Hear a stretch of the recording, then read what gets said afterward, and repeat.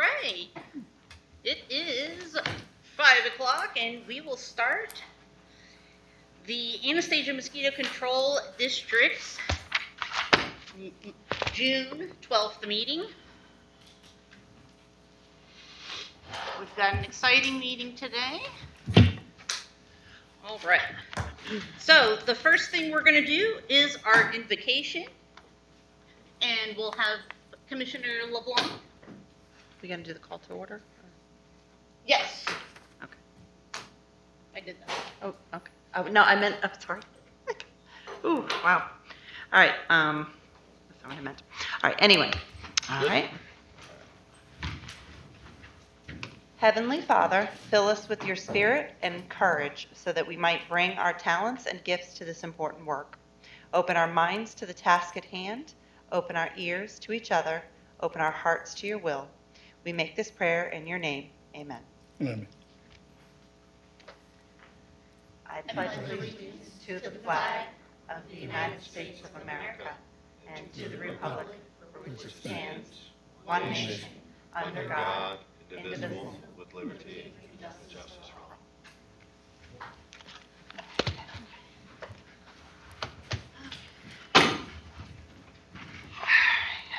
Okay, and now we'll do our roll call. So that's when we each say that we're here. So we'll start with Commissioner LeBlanc.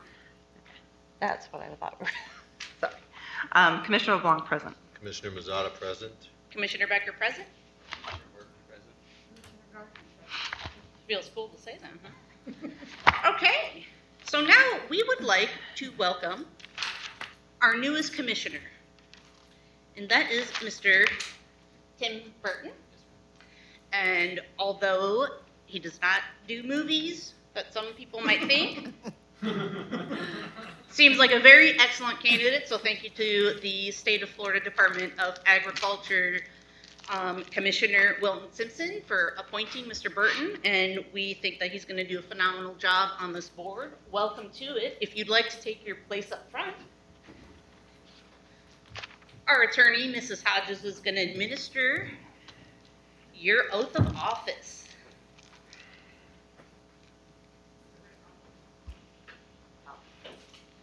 You guys could speak in so that I can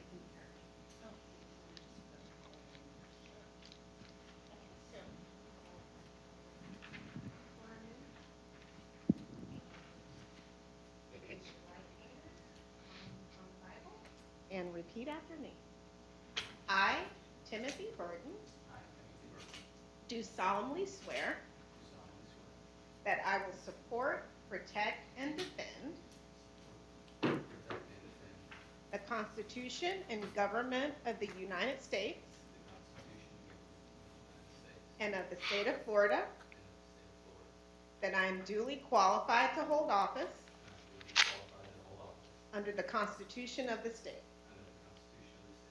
and that I will well and faithfully perform the duties of the Anastasia Mosquito Control District Commissioner. The duties of the Anastasia Mosquito Control District Commissioner, on which I am now about to enter. So help me God. Congratulations.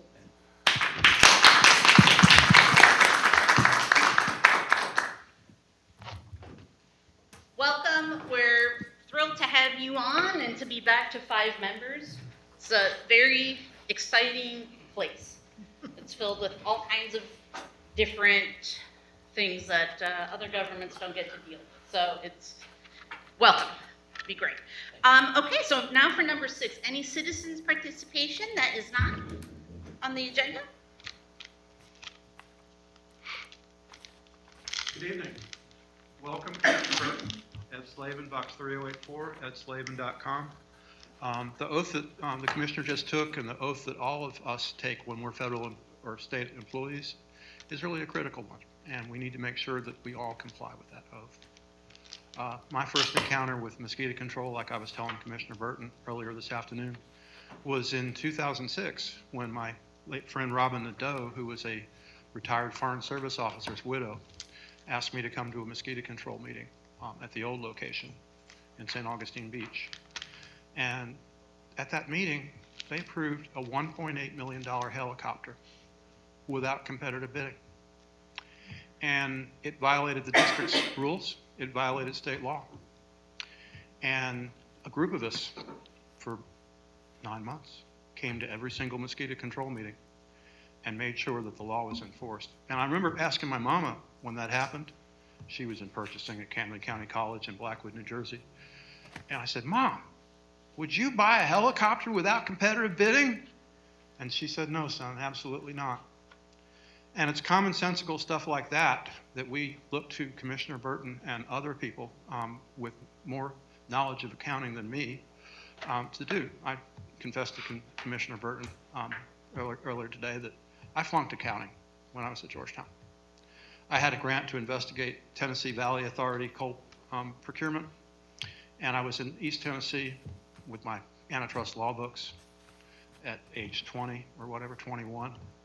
And I foolishly took one of 2 midterms and the final on the same day.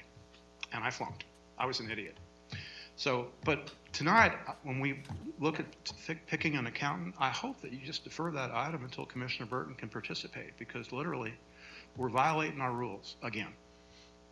The rules, the resolution says, if I understand correctly, that the committee is only supposed to have 1 mosquito control commissioner on it. Not all mosquito control commissioners.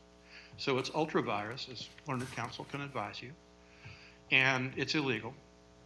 And I think somebody from the staff maybe gave some misinformation to a state agency, and you probably saw the email earlier today.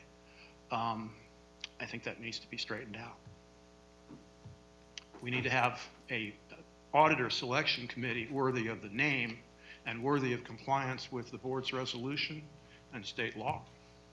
And if we don't do that, we know what it means. More law breaking at the Anastasia Mosquito Control District of St. Johns County. And I was telling Commissioner Burton earlier today about why I'm interested in mosquito control. In 1943 in Sicily, my dad was bitten by a mosquito. He got malaria. It affected his entire life. Dr. Shu had malaria. His baby sister died of it, as I understand, maybe at least 1 sibling. And we don't want mosquito-borne diseases messing up any more people or ruining any more lives. And the mosquito is the most dangerous animal on the face of this earth. And this district exists to comply with the oath that everybody takes. So, thank you. Thank you, Mr. Thank you, Slavin. ladies and gentlemen.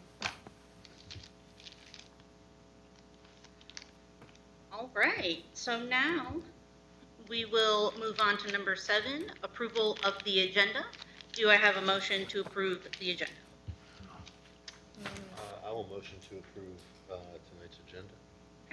Do I have a second? I'll second that. Okay, I have a first and a second. Can I, through the chair, can I request from a district attorney standpoint to remove item 8? I From thought the- that was on the consent agenda. I'm sorry. I apologize, That's okay. jumping ahead. So we have a first and a second. All in favor? Okay, approved. Now we're going to move on to the approval of the consent agenda. And through the attorney earlier, I would like to pull number 8, which is provide and install 3 replacement gates and gate controllers, and move that to new business number 1.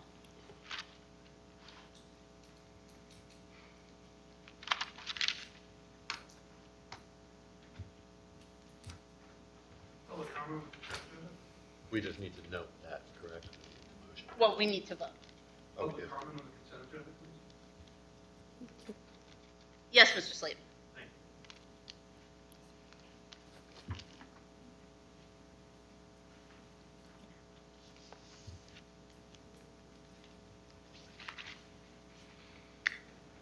Ed Slavin, box 3084, edslavin.com, candidate for Anastasia Mosquito Control District of St. Johns County, seat 4. I think there's way too much stuff on the consent agenda once again.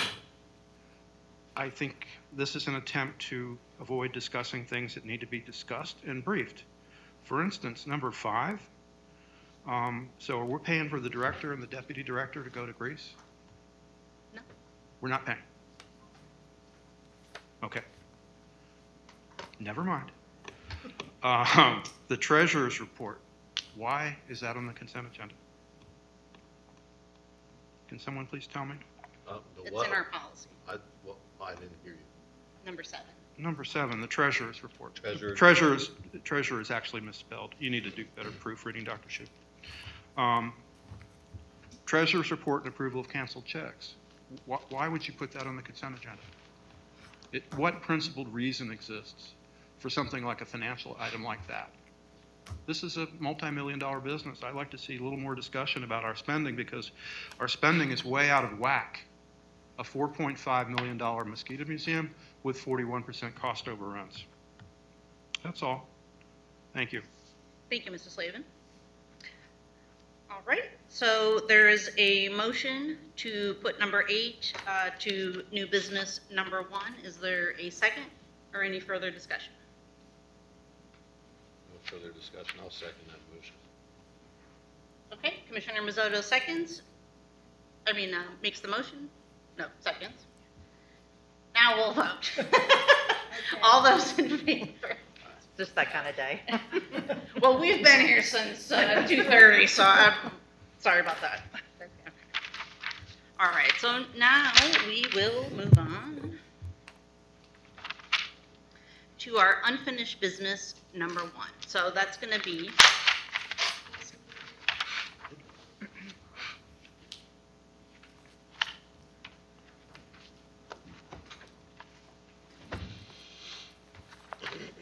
right. So, unfinished business number 1 is talking about our new auditor recommendation from the Auditor Selection Committee. So, Mr. Burton, since you're new, I'm going to give a little backstory on that. We have put out, since I believe it was September or October, a call for residents to join our Auditor Selection Committee. We published it, we advertised it, we asked everyone. We thought we had a former Commissioner Gleason and another commissioner, I think. John Gervin. Mr. John Gervin, yeah. had agreed to- But we didn't get any actual applications. So because of that, we had to update our resolution to allow the board to serve as the committee again. And that went through the state to make sure that everything was good with that. So we had that today, and the committee was Commissioner Mazzoto, myself, and Commissioner Gardner is the chair of that committee. So what we did was we discussed the 3 companies that turned in their applications. We were very, very impressed by all 3 companies. 2 of them stuck out way more than one. I'll read the companies and the scores that we had. So the highest score was for Malden and Jenkins. They had a 93.7. James Moore had an 89.3. And DG Perry had a 66.3. The downside of the Malden and Jenkins is that there is not a local office. But they are so huge that we were very confident in their ability to perform the task, and not only perform the task well, but their company is very impressive and serves on a lot of committees, and they know what they're doing. I think that they can take our board in the right direction. So the committee's recommendation was to approve the Maldens and Jenkins. We wanted to see if any companies showed up to express any interest. And did you happen to be from one of those companies, sir? No? Okay. So I don't see anyone else from there, so we can open it up for discussion and talk about it. Where are they from? Do they have any affiliation with the company that was doing No. They're from Daytona, the ones that we recommended, right? No, he's No. talking about our company that we use now, the auditor. that The company we use it? now, They have an Klein. affiliation with that company. No. They did Not that we apply. know. They did not apply. So the Klein company did not apply. They're changing their direction, so we're getting a new auditor. So these are the 3 auditors. The first, the Malden and Jenkins one, they're based out of Bradenton. So that's the one that we picked. I saw that, Yeah. Did you I see that? You delivered- got it? Yeah, Okay, I wonderful. looked at them Okay. briefly, yeah, but So just for the public, the company that we picked, which was the Malden and Jenkins, or that we are advising the board to pick, is based out of Bradenton, Florida. The second company that they had the third lowest score, which was DG and Perry, they're based out of Zephyr Hills. They did have a person that had a office in Orange Park, and that person would be the one that deals with us primarily. We didn't like the fact that that person was not a CPA, has not even taken the CPA test yet. We didn't think it would be the qualifications that we were expecting or that our residents expect. And the third one, which scored second and was very impressive, was the James Moore. They were the one that's out of Daytona. They came in second and they were very impressive, but their price was $5,000 more. When we compared the top two, we thought that they were very similar. The first company, the Malden and Jenkins, is a nationwide company with hundreds of offices. They serve, I forgot how many hundred different government, 700 different government agencies. Yeah, they know what they're doing. And the Daytona one was great too, but they had some things that we thought the other company did better. And it helped that they did have an office in Daytona. But that's kind of what we went through. I think we spent almost the entire hour going over and kind of dissecting each company and each page. If any of the other committee members want to add in anything. No, I think that's a good synopsis. Agreed. You know, we looked at what are the other places they cover, what kind of governments, what kind of agencies. The one that we are suggesting as a committee, the annual audit. No, no.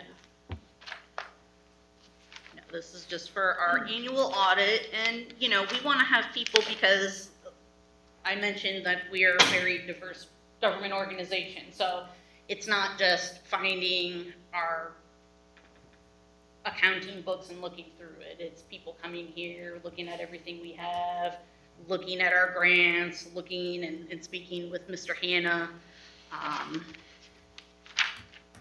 They also do the Florida Keys mosquito control, Citrus, Indian River, and Amelia Island, and the city of St. Augustine beach. It's the beach or the city? I One can't does remember. beach and one does- Yeah, I can't remember which one. But yeah. So that's what we went over. And, the thing we really liked about it was they are offering free continuing educational credits for commissioners and the staff, where they will go over all kinds of different things with internal controls, segregation of duties, policies, procedures, really train the staff if they need to be trained or need updated. So we thought that was like really cool that they It's a good offered program. that. Great. They have a low turnover rate, and they are the Southeast's largest locally owned providers of auditing. So we think they are pretty impressive. They did a weekly call too. They did a weekly- I think the third one was the weekly. Oh, the third one. That would have been nice to have that too. Maybe we'll do it. So yeah. So, yeah, there was a lot of good stuff about that. Is there anything that you had any thoughts on? No, actually, that's pretty much how I scored. You did It was- too? Okay. Yeah, the first company was the Malden, was very impressed. Okay, So, excellent. Okay, so do we have any public comment? Yes, ma'am.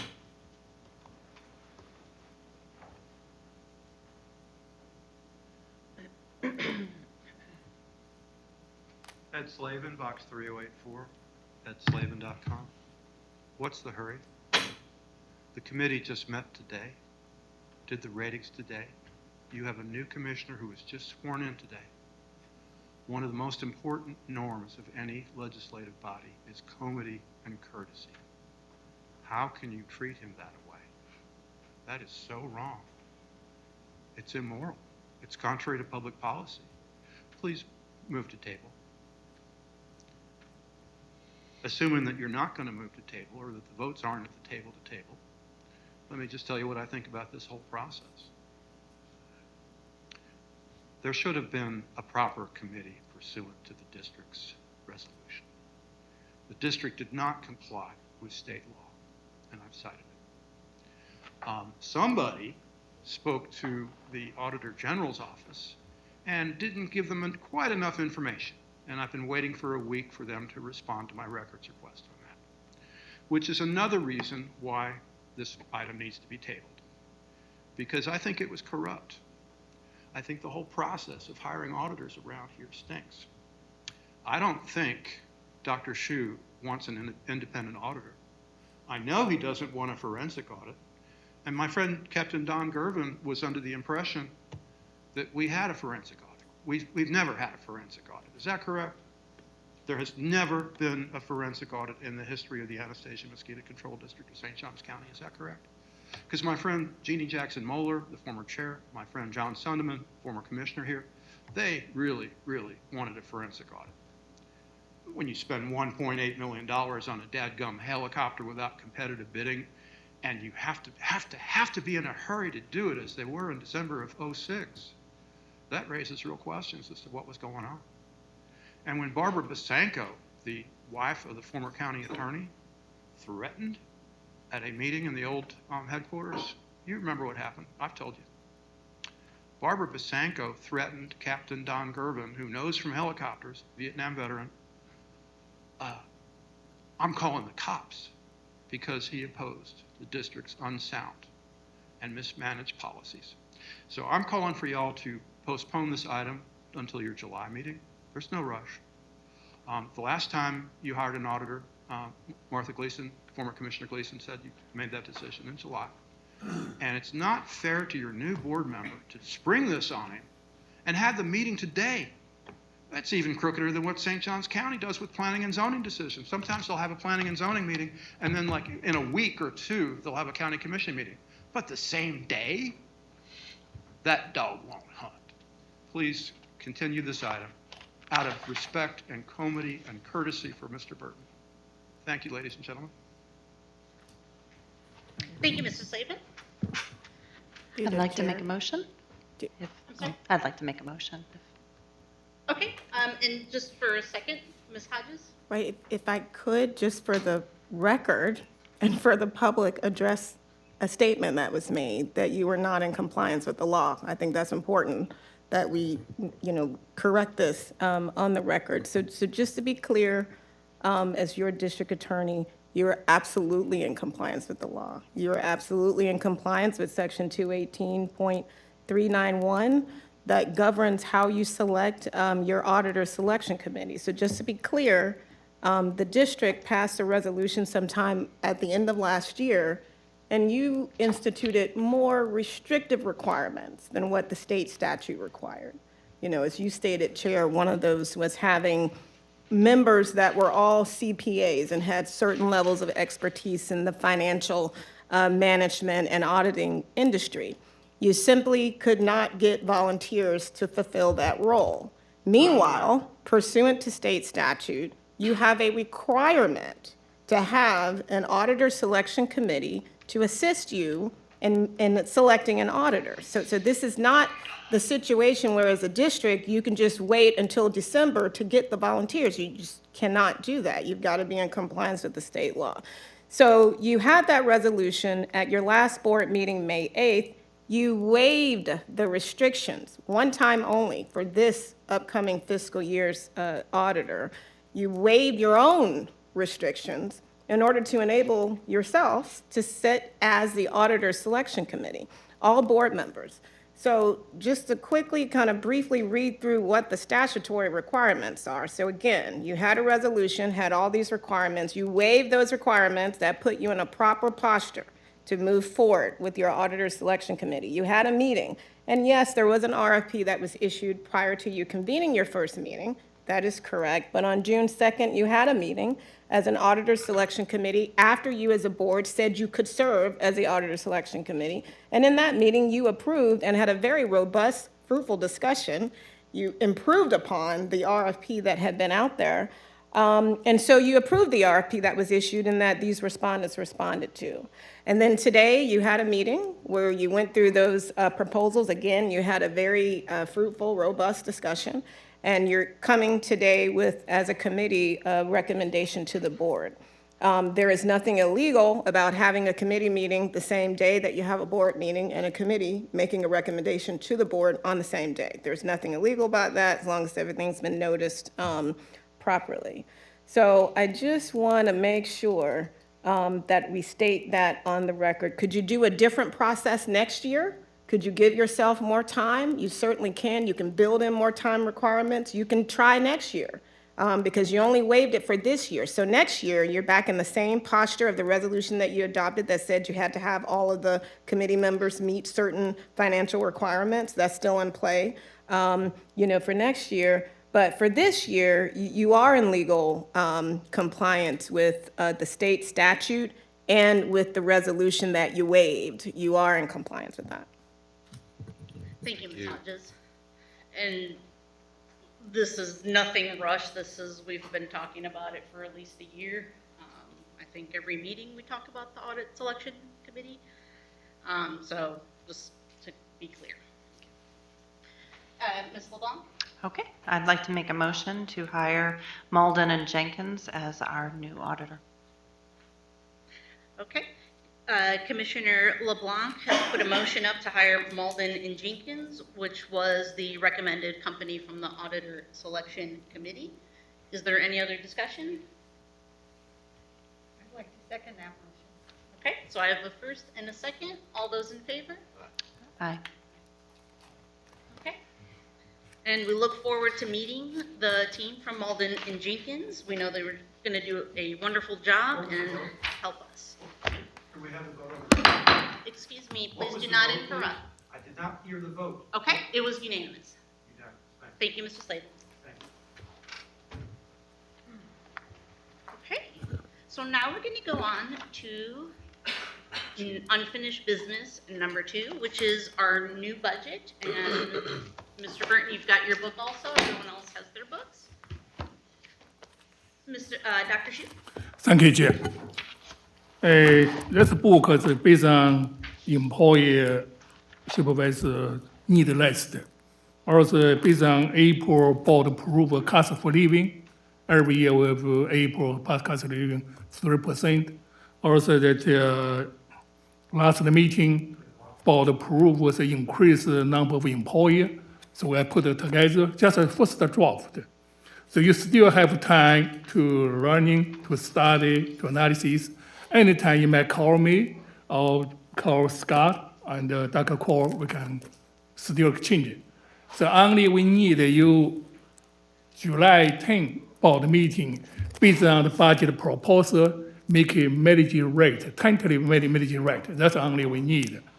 So only still have about 3 months to end of September 25th, last the public hearing, approve the budget. We still have time, just take time. Yeah, not a rush, yeah. Just let you know that we started prepared the first draft there. Anytime we can change the board. Thank you. All right.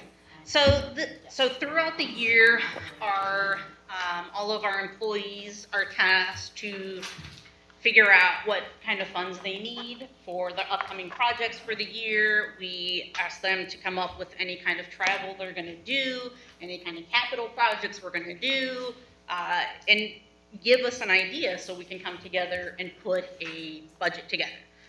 So this is just the first draft budget that we've had. They've been working on it for the last several months, compiling everything, and then it is our job to look at everything and kind of go over, what we think needs more, needs less. On page 2, on section 2, which is also page 2, we have our proposed budget, and that shows the proposal that we have, which looks like it's for a millage rate of 0.16. the current millage rate is 0.18. And so you can see kind of where the two numbers from our current year and the proposal are meeting up at. You can see what kind of expenditures. So what's very important that sometimes I think people forget is that we are a governmental agency. We are not allowed to be a profitable agency. So most of our expenses come from personnel expenses. That's covering healthcare and retirements and pensions and all that kind of stuff. That's always our biggest, and usually it's the insurance. We also will get presentations when it's time for insurance, so you can have a better idea of all that it covers. At the district, our revenue for our operating costs come from our taxes, our millage rate that is put out each year. I believe last year it's around $20 to $25 that it costs every household in the county of St. Johns to receive our services. There's not a single company you can hire for $25 a year that will do anything for you. So in pest control. So that's kind of that. So this is for us to just kind of, go over if there's stuff you are interested in, you want to see things a little different in some sections. We've got how many we're expecting, some seasonal. We're going to hire 5 seasonal sprayers. How many summer interns we're going to have, or this is all an estimate. How much money we think we're going to pay the auditor, how much we're going to pay for medical backgrounds, how much we're going to pay for our chemicals, our gasoline, our lawyers' fees, all kinds of fees, what kind of travel, how much of that travel are we paying, how much are they paying. We do a lot of research here. How much of that is in the budget? So if there's any items that you all are looking for in particular, look this over. You can talk to Dr. Shu at any time and say, I think, hey, we need maybe a little bit more for gas, or we're missing so-and-so, we need to add that to the budget. And what we always have is our budget justifications. Those are in the back as attachments. Why do our managers need this? Like, you can just click to one. For operations, why is it that we need to replace 10 vehicles? And then there's a whole section, why is that? Why do we need it? And should we do that? Why do we need this or that? So all of our managers fill out that, and that way we can be a little bit more comfortable with what they're presenting, and we're always available to ask them any of those questions as well. And I'm Mr. sorry, Burns it's based off said, of history also. Yeah.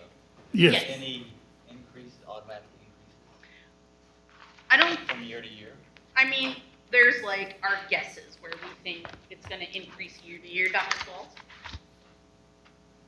Like a percent or something? Yeah, I was just going to say that usually, and Scott can attest to this too, but I know staffing, as we work through the budget, we usually say about a 10% increase, right? Well, given the last couple of years with inflation and so forth.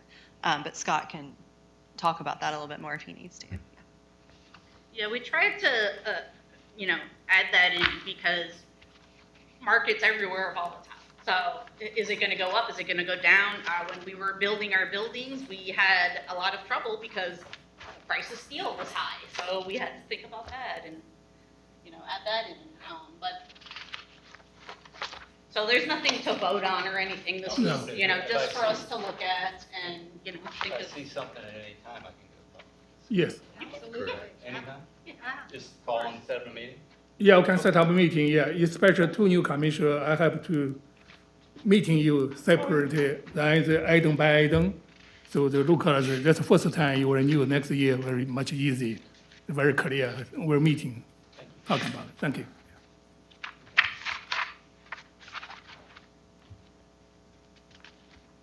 Does anyone have any comments that they want to add to the book? Homework. Any homework? I mean, I have a comment that we've talked about before, which is removing people's employees' names off of the salaries. And I don't know where we ever landed with that because I still see names on there. And I believe last year we were waiting for an answer from our previous attorney, but we never got one. Yeah, so, through the chair, it's a public record, all day long, what employees make, and I recognize it can cause tension between employees to see what everybody's making, and, but yeah, I'm very much so used to their purposefully being public records requests so that people can know how much is part of openness, transparency, government. Okay, excellent, thank you. Okay, so now we know. All right, so we've got that.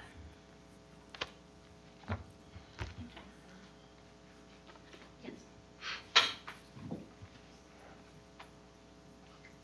Sheila Rivera, Human Resources. We should, and we will have a pay plan that is just the amounts with the grades of how much the jobs make. But also we have that document with names for if it's requested. Okay. So we're working on that. Okay, wonderful, thank you. And Ms. Rivera is our new HR generalist.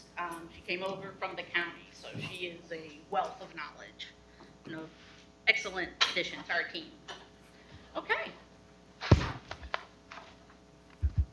And I have July 10th written down. Something, am I supposed to say something about July 10th? July 10th is the manager rate, the tentative manager rate. That's about the meeting. Oh, Let's that's go our into next number meeting. 3. Yeah, number 3 is going to budget amendment. Public comment?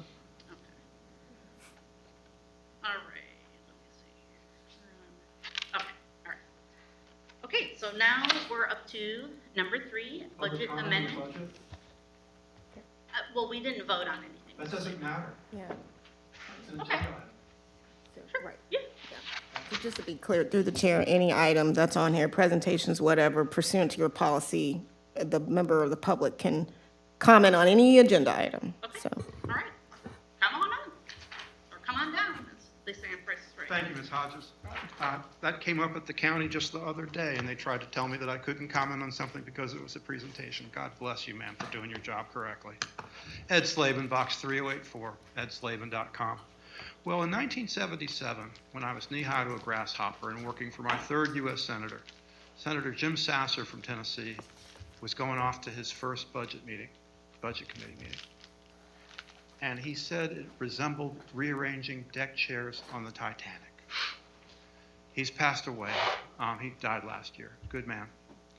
And that is what our budget process is like in every single government entity in the United States of America, from the lowliest courthouse to the halls of Congress. We don't do a very good job on budgets, do we? And I think we need to start with this district, this meeting. Now, you said something about a detailed budget justification. I was delighted to hear those words, ma'am, because I've been saying that for how many years? But this is not a detailed budget justification.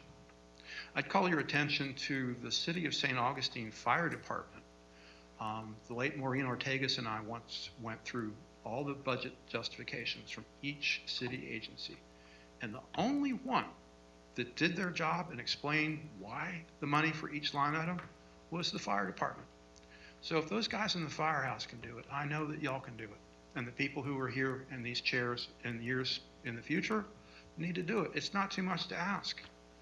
I see numbers in this budget that are round numbers, all zeros. That's governmental guesswork. And ma'am, Chair Becker, you did say guess. You were describing this process. And that's exactly why Senator Sasser called it rearranging deck chairs on the Titanic.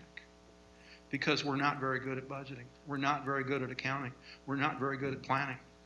We're talking about mosquito control, folks. This is an important, key governmental function in the state of Florida.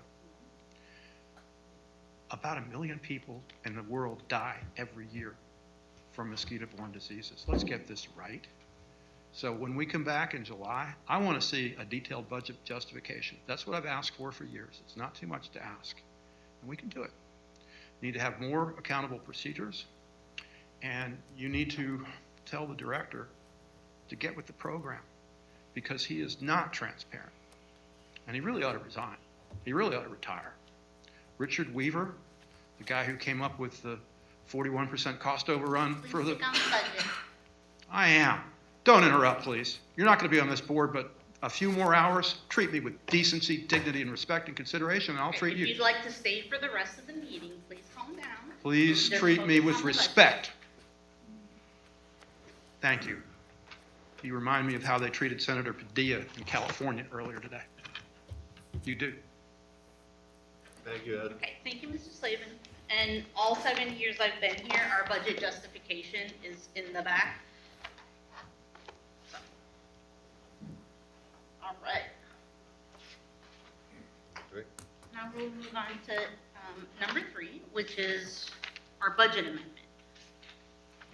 So, Mr. Burton, as I said earlier, we are not a for-profit business. We're a government agency. We have a certain amount of money that we say we're going to use in our budgets, and we send them to the state each month. If there is something that comes up, and say we have allotted $20 for this item, and we go to buy it, but it's $30, we need to buy it, but we already said we're going to pay $20 for it. So we have to tell the state, and that's who operates us, which is the Florida Department of Agriculture. So we send them a resolution for an amendment each month. If we have an amendment, we don't always have one. So this month we do have one. So our CFO, Mr. Hanna, is going to come up and talk to us about that.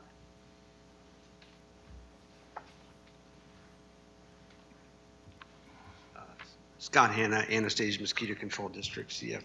Have a budget amendment, basically $291,724. The first item is for some repairs, safety and mandated repairs for an aircraft, one of the helicopters, N87 for Mike for $100,000. That's an earmarked estimate. They're still compiling some numbers, and it's over 50,000, but we're pretty sure it's going to hone in at 100,000. The gate system, I myself can attest that I've been almost locked in here, and had to go out sometimes to use my card to reverse the thing. So yeah, there's some gate issues. I'm sorry, Mr. Hanna. We moved the gate to a different item. So No, I no, guess actually, this is will just we me. need to do amendments? This is just me earmarking money for it. Oh, okay. Sorry. Like I'm not like honing in on one particular gate company, but we're supposed to actually amend it before we spend it, and it seems like it's going to be something that's going to happen in the near term. So I just put 55,000 down as an earmarked estimate. In fact, that's what I marked it as. So this is not based on any specific bid. And the other one is vehicles, anticipation that prices are going to go up on vehicles. We have I was encouraged to budget 3 vehicles for this fiscal year, 3 2026 Ford F-150s, to beat the price increases that'll probably take place next year. And sorry to interrupt you again, Oh, no, that's okay. but Mr. Burton, so we're on, I'm sorry, Commissioner Burton, we're on this page, and then if you go on this is what he's talking about. Yeah, Thank you. just that way so you can see it. And also, something, Mr. Burton, you might want to note is that, and you might know this, it's the Florida Department of Revenue is the one that approves the money. That's the trim process that we go through. And then after the fact, the amendments is Department of Agriculture. So FDAX is more involved in the expenditure part. To me, the bigger boys are the ones giving us the money or approving the money. And that's the trim, truth and millage, State of Florida Department of Revenue. And trying to think there was something else I was going to say on that.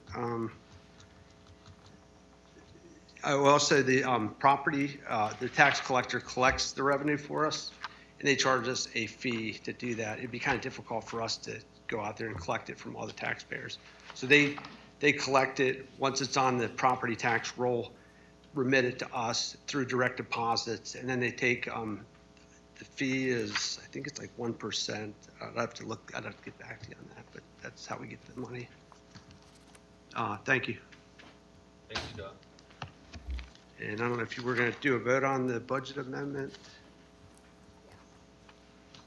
What's that? I need to vote. You guys going to vote? Yeah, the budget amendment to accept. All right, so does anybody have any comments on the report? Sounds reasonable. I know at first Mr. Burton probably, or Commissioner Burton probably seems a little wacky doodle. Okay. So do we have a motion? And the motion is to approve how much? Okay, the amendment. For the amendment. I'm sorry, say that again. What is the exact number? Oh, yeah, the exact number of the amendment's $291,724. And that is for the capital outlay Yep. of the machinery for aviation, for the overhaul components, the machinery for the gate replacement system, and machinery for the trucks, because we need trucks with four-wheel drive to get into many of the swampland areas, and now trucks have really gone up in price. And actually, 283,000 of that comes out of contingency. We had a $9,000 or $8,318 excess revenues and grants. FDAX used to not care if we went over on revenues, but they make us, about 10 years ago, they changed their opinion. So when we get extra revenues, we have to amend the revenue part of the budget, which is this top part here. So the only way to do that is to offset it with some expenditures. You have to match the expenditures to it. So the difference between the whole amendment, which is 291,724 and 283 on this side, is that overrun of revenues of $88,318. So we didn't have to take it all out of contingency. I'll motion to accept the budget amendment. So I have a motion to accept the budget amendment for $291,724.10. Do I have a second? I'll second that. Okay, Commissioner Gardner, second. All in favor? Aye. Thank you. Thank you, Scott.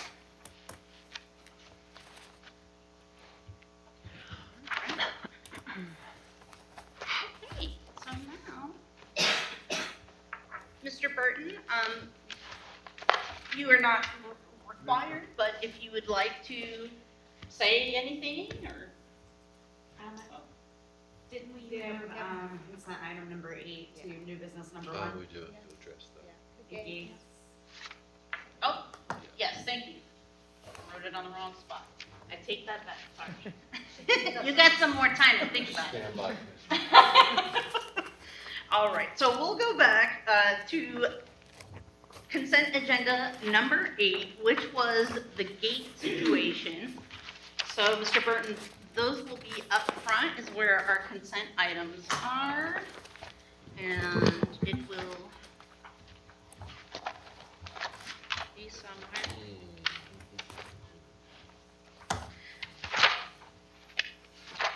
It's 3 pages from the back. All right, so during routine operations, it was determined that the district's gate systems required replacement due to multiple issues that developed over time. The existing gates and controllers have sustained damage from multiple lightning strikes and high winds, resulting in sagging, bent gates, and ongoing controller malfunctions. In addition, the original installer and equipment manufacturer, Viking, have not provided adequate support or solutions for the continuing equipment failures. Due to these concerns regarding both safety and operational reliability, replacement of the gates and control systems is necessary. In response, the district has issued a request for quotes for the purchase and installation of 3 replacement gates and gate controllers. The RFQ included a thorough scope of work to ensure long-term, long-term performance and support. The solicitation opened on May 5th with a closing bid date of May 30th. Bids were publicly opened on June 4th. A total of 7 bids were received from the following vendors: SWI Fence, JC Stanford and Son Inc., Guardian Fence and Gates, Ocala Fencing LLC, RFB Construction and Fence Services, Overhead Door Company of Jacksonville, and Hardwick Fencing. After thorough evaluation by the bidding review committee, SWI Fence was selected as the recommended vendor. While SWI's bid was mid-range in price, the company offered superior warranties, including a lifetime workmanship guarantee. They demonstrated a clear understanding of the RFQ, and through their thorough and detailed proposal combined with their local presence and reputation, gives the committee confidence in SWI's ability to deliver a reliable, long-lasting solution.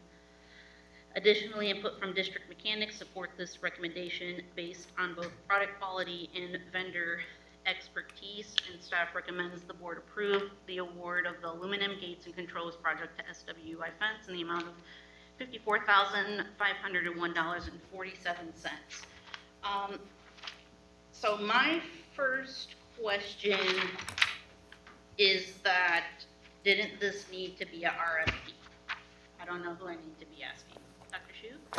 Did this go over the 35,000? Yeah, beginning, we have no idea how much cost. We thought it should be around under 35.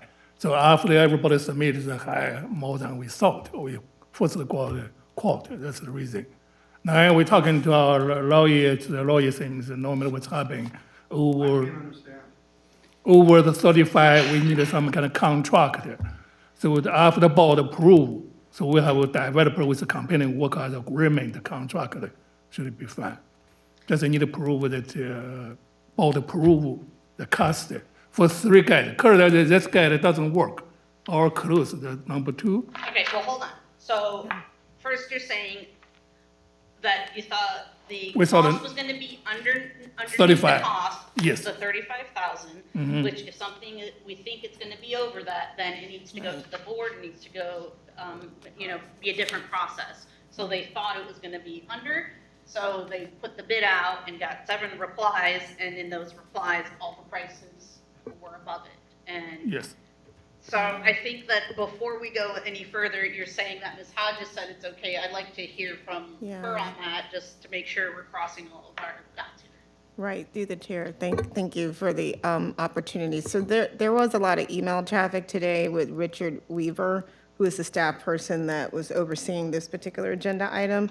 And one of the questions that I had was, because you're right, there is a threshold when any purchase is over $35,000. It requires that you go through a formal competitive bid process. And there's a couple of methods of being a formal competitive bid process. One is an ITB, an invitation to bid, whereas really you know what you want as a government, lowest price is who gets the award. Or it's a request for proposals when you don't really know what you want as a government, so you're requesting to the market, hey, tell me, give me some proposals. And usually that's graded based on evaluative factors. So Richard did confirm that this was an ITB. He considered this to be an ITB. And so the only reason if you look at the scores, it turns out that typically with an ITB, it goes to the lowest bidder, the lowest responsive bidder. And so Richard has sent me correspondence explaining why we are not exactly awarding to the lowest monetary bidder. It was because other bidders were not responsive in some of the items that the district was asking for. And that's totally fine to go to another bidder that was higher if other bidders were not responsive. The reason why I requested that you pull this item is because I believe it requires a contract.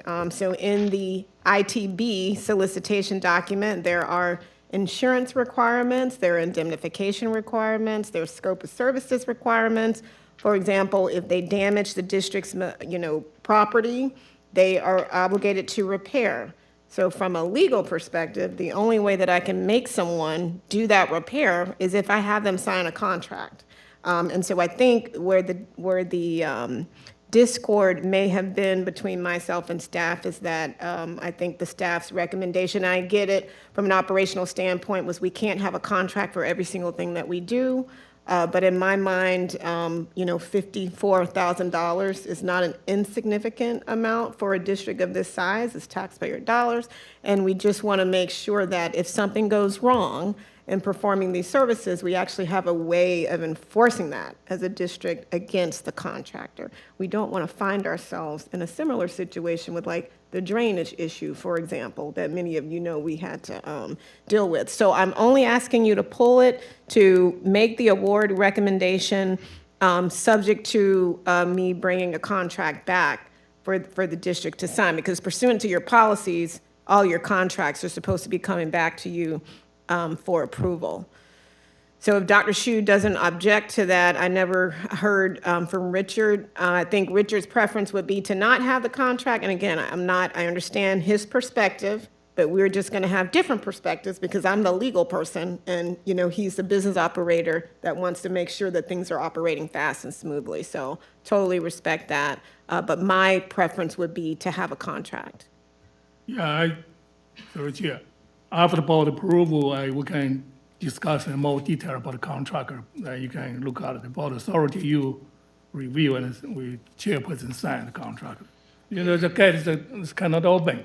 This gate, we have to throw the Okay. 40, 50 people every day So as a district, on the contract. so it sounds like what Dr. Shu is saying, if you're comfortable as a district, or ordinarily you would see the document, but if you're comfortable modifying the motion to, let's go back to how the motion is stated. To the amount? Staff recommends that the board approve an award of the aluminum gates and controllers project to SWI Fence in the amount of $54,000, subject to the district attorney drafting and entering into a standard contract with the contractor. And a standard contract, for the record, would be incorporating all of the terms of your ITB, such as the insurance requirements, the indemnity requirements, and really any other terms that, as a district attorney, I think is in the best interest of the district. That would be a proper motion if you want to go that route to save time so that I'm not having to bring a contract document back for you for approval. Yes, I agree, that's about that. So I think what we have on the table is our gate is not working, it's not operating, so people can't go in and out. I know especially with this gate, this front gate, it gets stuck all the time. One of us can make it out, but the other ones can't, and so it is something that's pretty imperative to get done faster than later. And it sounds like we are okay to move forward with the RFQ instead of an RFP because of the language that we've gotten and the supporting evidence. So, is there any comments? What do you guys think? Any discussion on that?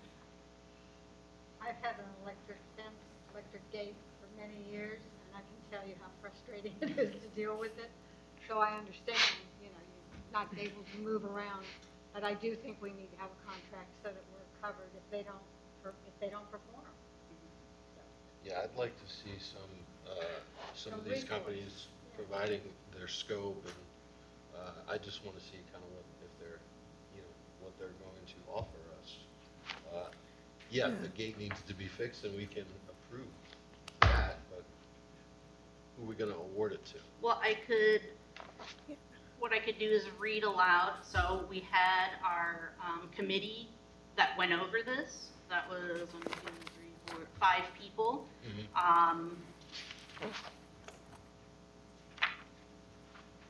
I think at least 2 of them are managers. And they're on the blue page. It doesn't have a page number, but on the blue page, there's some notes.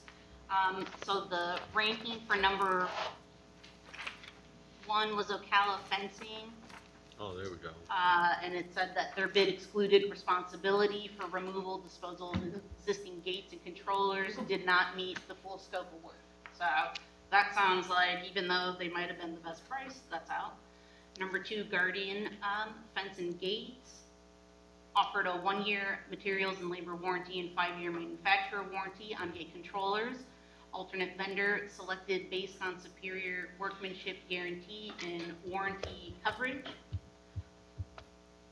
Number 3, SWI fence, which that's the one that they're recommending.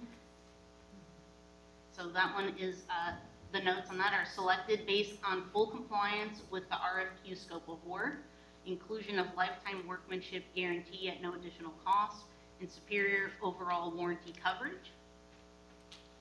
Number 4, RFE, the bid price was significantly exceeds the competitive range, which looks like is like $74,000.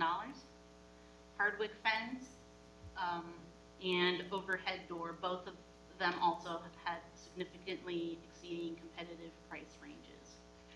And also J.C. Stanford had an exceedingly, so those were $70,000, $74,000, $126,000, and $71,000. So Guardian's kind of like in the middle. So I think that's pretty good. So Commissioner Mazzato is saying maybe he'd like to wait another month and read over all the information. I'd like to motion that we table till next month. So Requesting RFQs. Requesting RFQs. Doctor, well, the only problem with that is that we have a committee. Okay, so what do you propose now?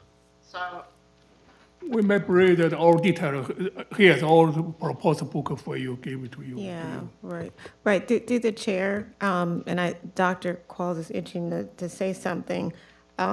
Right, so there is a committee that scores, makes the recommendation, but maybe the takeaway is when we're preparing the board packets and we're particularly have an item that's a competitive bid, that we include more information for the board members so that they know what the core scope of work is, because his question is very simple.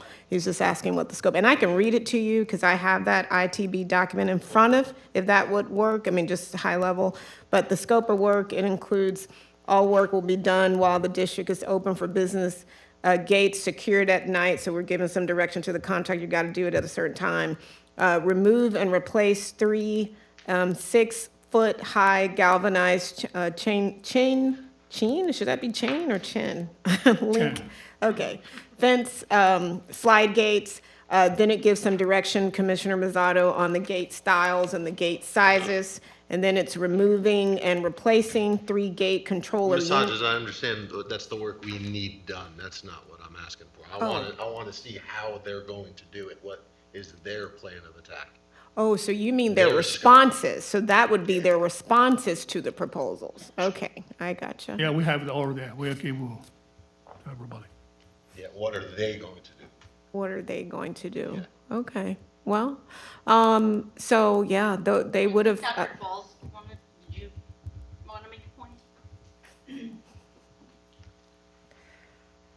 So to Ms. Hodges' point, thank you for clarifying our procedure here. So I think it was important to address how we typically handle these situations. As Commissioner Becker mentioned as well, the committee's review, right? So we put it out. It was out for a full month, and we had the respondents that provided their bids, right? And they answered each part, just like with the auditor selection, right? It's very similar procedure, except our committee was the one reviewing it and scoring it, just like you guys scored earlier today, right? So that's the same procedure. So they're going through the packets, they open it on a specific day and time, the committee's selected, and they read through it, and then they go through a similar score sheet, just like you guys scored the auditor.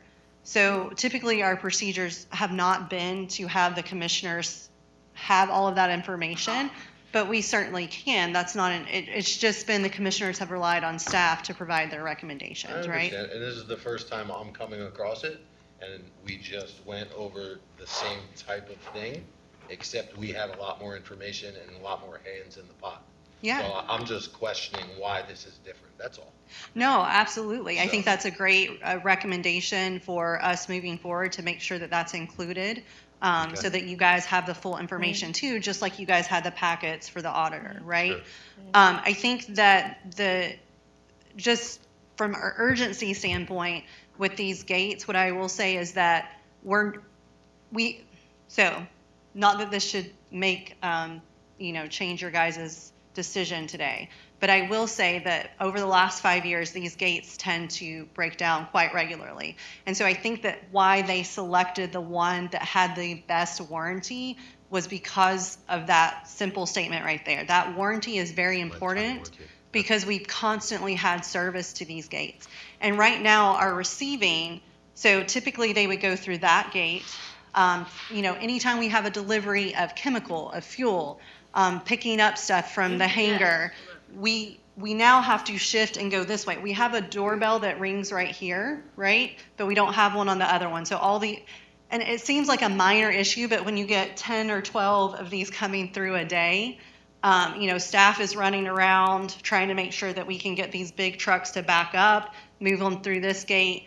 And the reason that we have to keep that gate closed is because we have to be FAA compliant, okay? Because we have a hangar, we have aircraft, and by law, we have to have 2 gates before access back to that area. So we can't even leave that gate open during the daytime to streamline the process of deliveries because we have to be compliant with FAA. So I think that is one of the important reasons that we're trying to move forward with this. But in addition, the warranty is really, really important. For sure. And we know that because we've but the lightning storms really knocked out the gate systems over the last year. And also the weather really bent the gates. So, Okay. Thank it's you. one problem after the next. So, Thank you for clarifying. yeah. And I think staff would be, very grateful, for commissioners to review, this information that's coming in. I just think that hasn't been the precedence in the past. Okay, thank you. Yeah. And, just to add to this, that, to your point, normally this would have come to us. Because Right, it would but have it has to gone get over the done. threshold. Well, no, because it would have, if we knew that a gate was gonna cost $50,000 or $40,000, whatever, it wouldn't have gone to that committee, it would have gone to our committee. And Okay. so we kind of find ourselves in a little bit of a pickle, but a pickle that we can move ahead with and make sure we're in compliance with everything. So Ms. I would go Hodges, ahead is there and anything else you want to motion. add to this? So we could put possibly a motion that including contract language, and then would that need to come back, or they could go ahead and start work? Correct. I think if you included in your motion the ability of me to put together a contract using the district standard contract, and Dr. Shu already has the authority, or he may not. Actually, I think as the chair, you already have the authority to sign contracts with the district. I think that would be just as proper. And then we'll make a note, with the conversation, Dr. Qualls, I'm sure, when this comes up again, we'll make sure we have that extra detail so that you No have problem, it. no problem. Yeah, that would be good, and then. Just making sure we we're can- all good. Yeah, we can Yeah, all all read right. what they said, yeah, exactly. All So- right. Okay, Commissioner Mazzal? Yeah, so I will motion to approve the 3 fences and our full scope of work that is required, and award SWI fence, the contract for that, And that would be in the amount of. in the amount of $54,501.47. All right, so And I have a motion, do I Can have? we, Dr. Why not amend the motion? Becker, before Commissioner Chair, can we add to that my ability, I didn't hear that piece in that motion, my ability to enter into a contract? You said that? No, I did not, but Okay. also added to the motion to. For me to give the draft a DA contract, not enter into, draft a contract subject to the chair's Draft a contract. signature. All right, so we have a motion on the Lead on table that. to accept SWI fencing, to replace our fence with a contract that Ms. Hodges is going to allot, and that will be for that amount. Yes. So we have a motion, Mr. Slavin? Thank you. Well, I appreciate Ms. Hodges' work on this. I don't appreciate Richard Weaver saying that he didn't think we had to have a contract for every little old thing. He needs to go. He's going to retire when? not soon enough.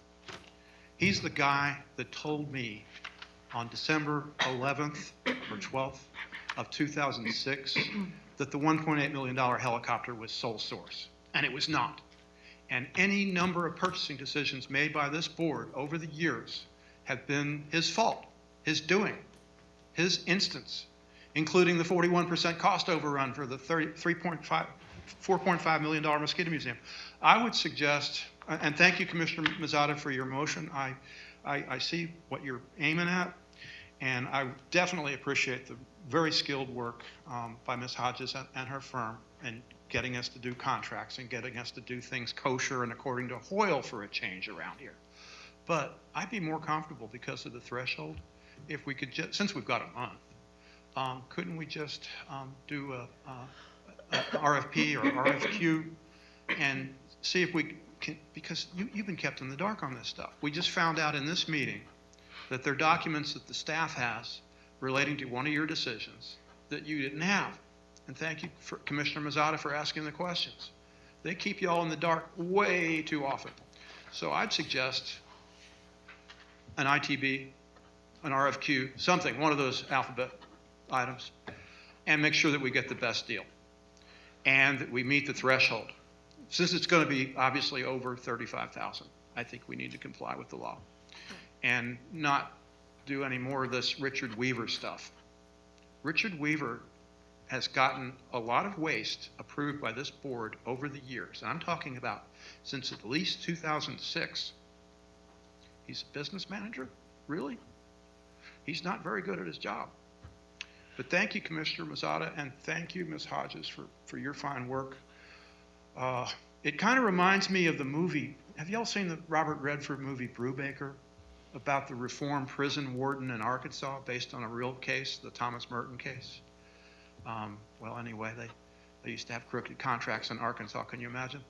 I know they had them in New Jersey, and my mama took a demotion from an A secretary to a B secretary when I went off to college because she was upset at all the corruption. I was 11, and she'd say, "Son, this is a contract. Look at that. What do you think? Oh, this is an invitation to bid, which would be written around one company." We're over that. People at St. Johns County are against those kinds of good old boy contracts. So I would appreciate maybe modifying Mr. Mazzata's motion to go for a full ITB. Let's do the full Monty. But thank you for at least insisting, you and Ms. Hodges, on an actual written contract. God bless you, ma'am. God bless you, sir. Thank you, Mr. Slavin. I'd like to second Mr. Mazzotti's motion. Okay. Through the chair, can I just make just because that statement was made, just to be really clear, I don't want to misstate Mr. Weaver. There was an ITB that was issued. I just want to be very clear. So this did go out to lots of folks and the bidders that you see here. So according to Mr. Weaver, this was an ITB, even though on your board write-up, it's called an RFQ. In my back and forth with him, he said this would be an ITB.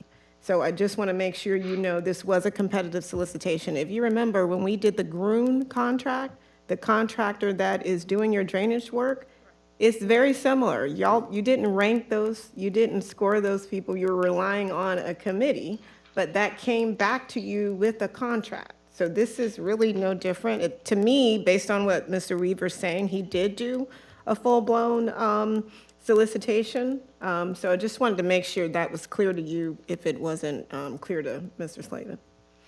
Thank you, Ms. And Hodges. the chairperson. Yes, Dr. Hsu? Yeah, I don't feel comfortable talking employee name by public meeting. Mr. Weaver is working with me over 20 years. He's mostly very, very conservative and spending tax money, penny copy. We, Commissioner Gardner was chair for 2 years. We deal with it every day, penny the deal there. That's the very, very conservative, more than I do. Yeah, I say really, I don't feel comfortable talking to the employee who, without him, impossible get here. For any penny, any break, anything, throw his hand, throw his approval. So the education center is excellent, every couple of see there.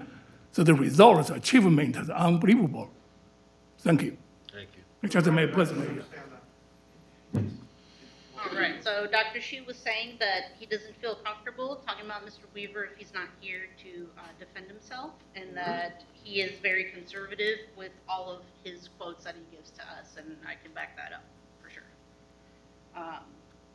Okay, so we have a first and we have a second. So all in favor? Aye, okay. And I think in the future, even when we do these RFQs or whatever the alphabet is, that we do have the packets available for the commissioners to look at. That way we can all see the same thing, and we can still take the committee's recommendation, but we have that information available in front of us to discuss. So, okay. All right. So now we're going to new business number 2, which is new business number 1, and I'm going to try not to say the wrong numbers each time. So that is Commissioner Mr. Britton. Oh. You're up. You can just say hi. I mean, Yeah, you know, no, whatever you'd like. No, I want to thank my Lord and Savior Jesus Christ for giving me the opportunity to serve here. I feel very blessed and honored to work with you guys for only a little while. Yeah. But the rest of you, I look forward to it. And please be patient with me. This is a lot of stuff, a lot of books, and I'll try my best, and I will meet with you guys to explain it to me a little better, if you don't mind. Thank you very much. Thank you, Mr. Burton. Commissioner Burton. You know, I've said this many times because many congressmen and representatives have said it to me, which is it takes a minimum of 2 years to even kind of know really what you're, and especially in something in this where we're not just talking government, we're not just talking about policy and administration tax, we're also adding in science, we're adding in world regulations and world events and a lot of new stuff. So it's I think you'll find it very exciting. All right. Congratulations, and again, we welcome you to the board. So now we're going to move on to new business number 2, and that is we want to talk about adding, so we had a bill a year back that asked us to put our goals on our website. Now that's something that we do every year anyways, so that was fine for us, but we want to kind of talk about that, and that's what this section is about. So our performance measures, we don't really have to go through, all of them. I'll just kind of touch on them, and then Dr. Yu can kind of go in more on them. But for our, these were our goals from last year, 24-25. Number 1 would be customer service and service requests. I mean, that's our most important job, is to keep residents and everybody safe. We also would like to have the objectives there, the goals, and then measurable outcomes, not just us going, oh, we do a great job. Like, anyone can say that, but how do we show it? And so that's new business. It's the old number 2, new business number 2, but we're really number 1. Yeah. And then the next page is where it starts. Number 2 is our program, surveillance of arbovirus and mosquito populations. Number 3, source reduction in biorational control. Number 4, larviciding and adulticiding. Larviciding is when we target mosquitoes in their infancies, so in their larval and pupae stages, and adulticiding is when they're flying out. And then we have our goals and objectives for that. We'll give a couple examples. Measurable outcomes to when adult thresholds are met, we conduct adulticide applications within 72 hours. Number 5, public relations and engagement. We want to increase our collaboration with our agencies like Department of Health, School Board, colleges, and the Department of Environmental Protection. We want to ensure 100% of our seasonal and intern Employees conduct our mandatory classroom training within 2 weeks of their start date. We have annual workshops. As you'll find, we are a world leader in mosquito control, and we do a lot of workshops, and we are able to give out a lot of continuing educational credits to not only mosquito districts, but other pest companies. We had a pest company come and do their training here, I think, 3 weeks ago or something. It was a full house, and they had a great time. But our staff is so highly trained that they're able to do that. So that's a way that we can count. Number 6, applied research. That's the testing and evaluation. We want to increase our collaboration with the industry. We want to collaborate with universities and develop and submit at least 2 grants per year, publish at least 5 manuscripts. Number 7, administration and facilities. We want to maintain a balanced budget, ensure effective financial planning.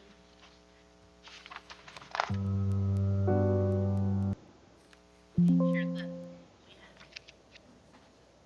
am I getting played off? This is am I going too long? You guys know I talk too much. Personnel management and equipment facility maintenance. So this is kind of just what we had last year. So think about things that we want to introduce for this next coming year. We certainly, I think, would want to add into keep the surveillance on the new mosquito, the Oropouche mosquito that is spreading a new disease that is now the second one that's going to be able to be transmitted sexually. So that's very scary. And there's already been some cases in the South, so I think we should have that outlined as one of our top goals, is to ensure that our staff can conduct surveillance for those, if that surveillance is different, and what we need to do, because not all mosquitoes are the same. I think another goal we could add and continue is keeping on our Toxorhynchus mosquito program going. It's difficult to grow them. Pretty much nobody can grow them successfully, but these mosquitoes are amazing, and they're really the most environmentally friendly way for us to control mosquitoes because they're cannibals. So they're very large mosquitoes, and they eat the bad mosquitoes. So that would be wonderful. Mosquito hawks, right? Mosquito hawks, kind of. Okay. Elephant mosquito. Elephants. Elephants. Yeah. Right. We call them something different, right? Yeah. Where if you want to see them, they're in the educational center, and we're growing them in the lab right there. You can see them live anytime. So some other ideas, suggestions?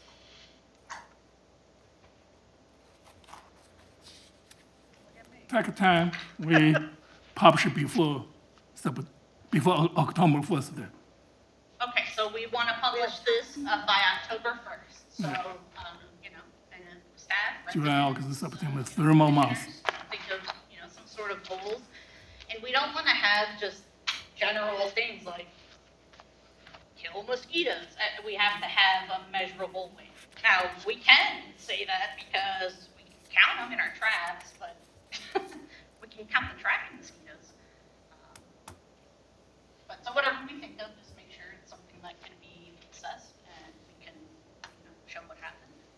Dr. Shields, or any other kind of Let's say just feedback, anything, suggestion, we can make a change.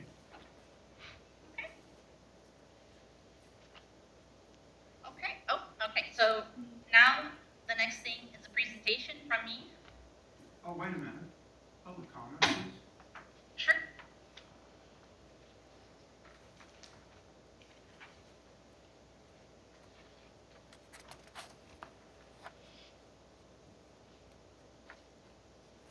Calling your attention to item 5. There's nothing in there about standards for responding to public records. I'm sorry, Mrs. Saban. Item 5. Which one? Number 5, program 5? Here we go. Okay. We need to have standards in there for responses to public records. I think that's a great idea. That's what we talked about in our policy committee today. I know, we talked about it in prior meetings. Yep. It's not in here. Yep. No. You have a director who actually joked that he wanted to charge me $1 million for records I've been asking for over a year. That is below the standard and behind the times, and unacceptable under Article 1, Section 24 of our Florida Constitution and Florida Statute 119 and 286. We need to have a standard for public education should be truthful. Because I think the Washington Post article, and I put it on the blog, was interesting. Somebody spent a lot of time generating some interesting PR, but I think you kept the Washington Post in the dark about the nature, structure, and performance of mosquito control and the waste that goes on here.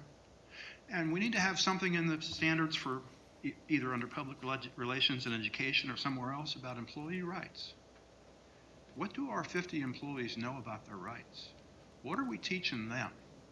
What are we teaching applicants? What are we teaching people about their right to scientific dissent, to disagree with Dr. Hsu, to disagree with the idea that a scientist should be asked to clean toilets? Toilets. It's not acceptable. It's bad for morale. It's not a way to treat a professional employee. I'm glad to see that we're going to be seeking a contract or a person to do maintenance and custodial work. That should have been done years ago. We're behind the times and below the standard. And it seems like, well, now we have a person who came from St. Johns County where they routinely fire people for First Amendment protected activity. Is that our standard, what St. Johns County does? It's not mine. It's not what our founding fathers said. The First Amendment in its majesty protects our employees and their rights to raise concerns, whether it's being told as a scientist to go clean toilets or whether it's being told as an employee to shut up and stop raising concerns. Whistleblower laws apply to the employees of the Anastasia Mosquito Control District of St. Johns County. What training, what education is given to those employees to make sure that they know their rights?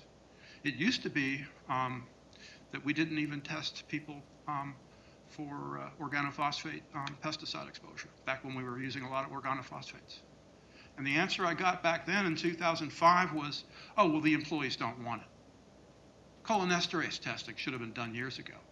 We dosed employees with toxic levels of poisons. Now, we're not doing it anymore, and I'm glad we're using the gambusia fish, and I'm glad that we're doing the other natural pesticides.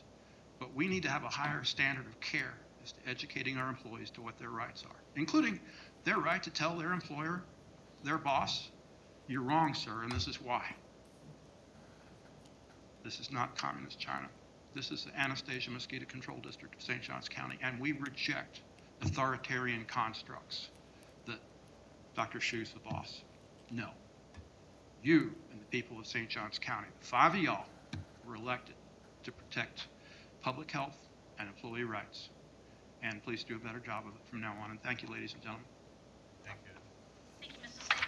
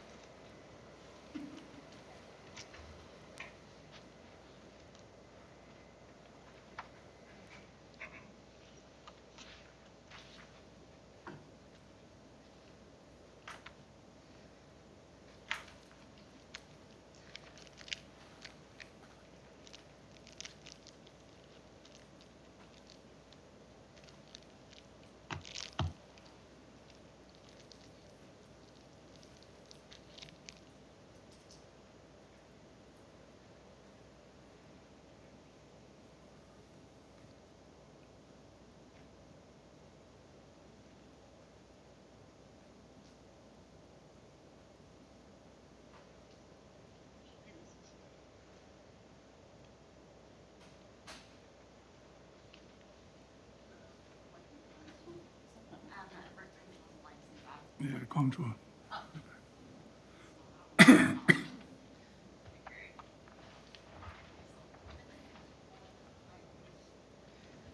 Well, while we're getting this ready, like I mentioned earlier, it takes a long time to start to get to know exactly everything, and that's in any elected office. And I wish that there were more opportunities for people to get elected and really know what they're doing. I think it's very hard to come into any office and just, expect to go. I came to meetings for a year and a half before I ran, but that's just what I did. But I didn't know how to be on that side. I heard what everyone said, but I didn't know how to be on that side. So I tried to make a little PowerPoint to just really give you a basic overview of the district and what it is we do, and hopefully you'll find it useful. So one of the things is that when we are on the board, we're not supposed to take it to ourselves to use the district logo on just anything. Usually the chairperson is the person that can use that when they write a letter to someone or an official statement. So I do a lot of social media, so I just made my own logo, and I go by Trish the Commish. And so that's why that's on there. So if you'd like to do a lot of stuff, maybe you could make your own logo and then go from there, maybe.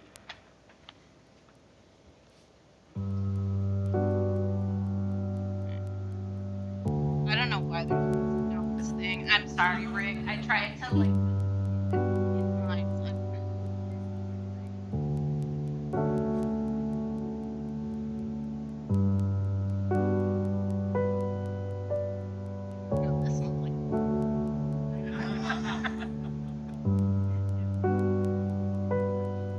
Yeah.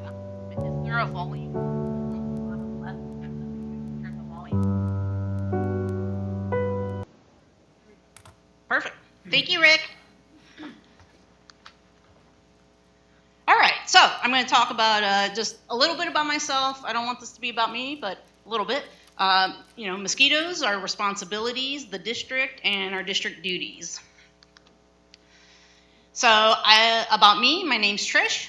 My real name's Paniota, but it's hard for people to say, so I go by Trish. I've been in politics since I was a kid. I lived in Greece, and I saw a different world there. I saw a different world here, and I love the United States. I love everything we do, and so I was really honored to be able to serve thanks to the people of St. Johns County. I'll go ahead. All right, so about me real quick, another thing was, before I became a commissioner, I was anti-mosquito control. Environmental and public health is two issues that are the nearest and dearest to my heart. And so I used to think that mosquito control was killing all the bees, that all the people were getting Agent Orange and cancer and everything else from the spray and all the stuff. And so I never knew we even had a mosquito control. So we bought a house, we had a son, and my son loved to play outside. He was getting terribly bitten up. We would put organic spray on and this and that, and he's just getting devoured. Somebody finally said, hey, why don't you put in a service request to mosquito control? And while personally I thought, no, they're gonna do this and that. But I looked at my son, who looked like he had chicken pox because he spent an hour outside. So I put in a request, and I had a technician come to the house. The technician was so amazing, and that was David Strickland, who worked here for a very, very long time.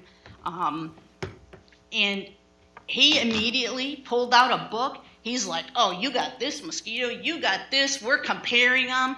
I was just so stunned by the service. So then I started looking into mosquitoes myself. I thought he did such a great job and asked how I could tell his boss that I was just really impressed by the service. He said, go to a board meeting and tell him, and that's what I did. I started going to the meetings, and then I realized there's more to mosquito control than I thought. And it really started a passion to learn about it. I just thought it was just so interesting that this bug can do all of this damage. Now I know that I was wrong. We don't kill all the bees. We're not killing eagles. We're not killing humans. The only thing we can legally kill is a mosquito, and that's what we kill. And the products that we use kill mosquitoes. So that's good. So worldwide, there's 3,500 different species of mosquitoes. So it's not just one or two. It's a lot. They're found in every part of the world except for Antarctica. In Alaska, they're known as the state bird. Mosquitoes are able to hibernate, just not in Antarctica temperatures, but they're in the North Pole. They're probably giving Rudolph a run for his money when he takes off sometimes, but that's what we do. So in Florida, we have about, I think it's up to 91 species of mosquitoes. So that's just in our state. And in our county, we're at 42-ish. 42-ish in our county. So the important thing to know for that as a new commissioner especially is that we're not interested in all those mosquitoes. We're interested in like a handful of them. We're interested in like 5 mosquitoes that cause damage to us or directly to our animals. Those are the ones that we're looking for. The other mosquitoes, they're hanging out in the woods. They're eating on birds, on alligators, on turtles, on whatever else. They do not have an interest in humans.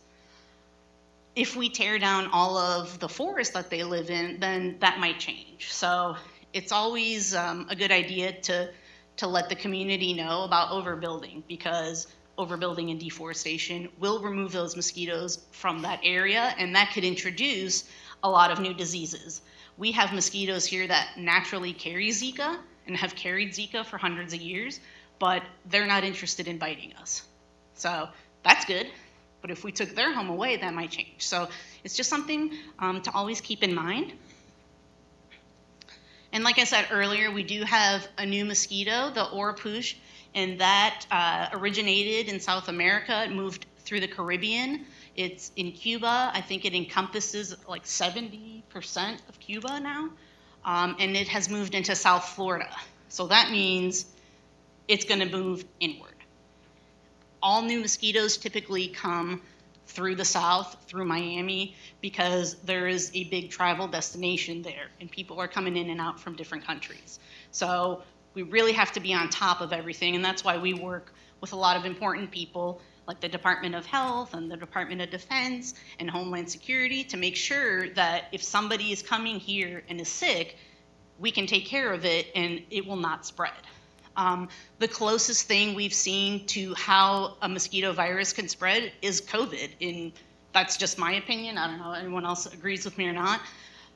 But it's person to person, and it can move pretty fast. We cannot have a disease here today, and then tomorrow somebody flies in because we get over 10 million visitors a year, and guess what? Now we got a problem. So we had 3 travel-related cases of malaria that came into the state. And luckily, those were snapped and fixed very quickly because I had really competent teams there. But if there were not competent people there, we could be in a different situation.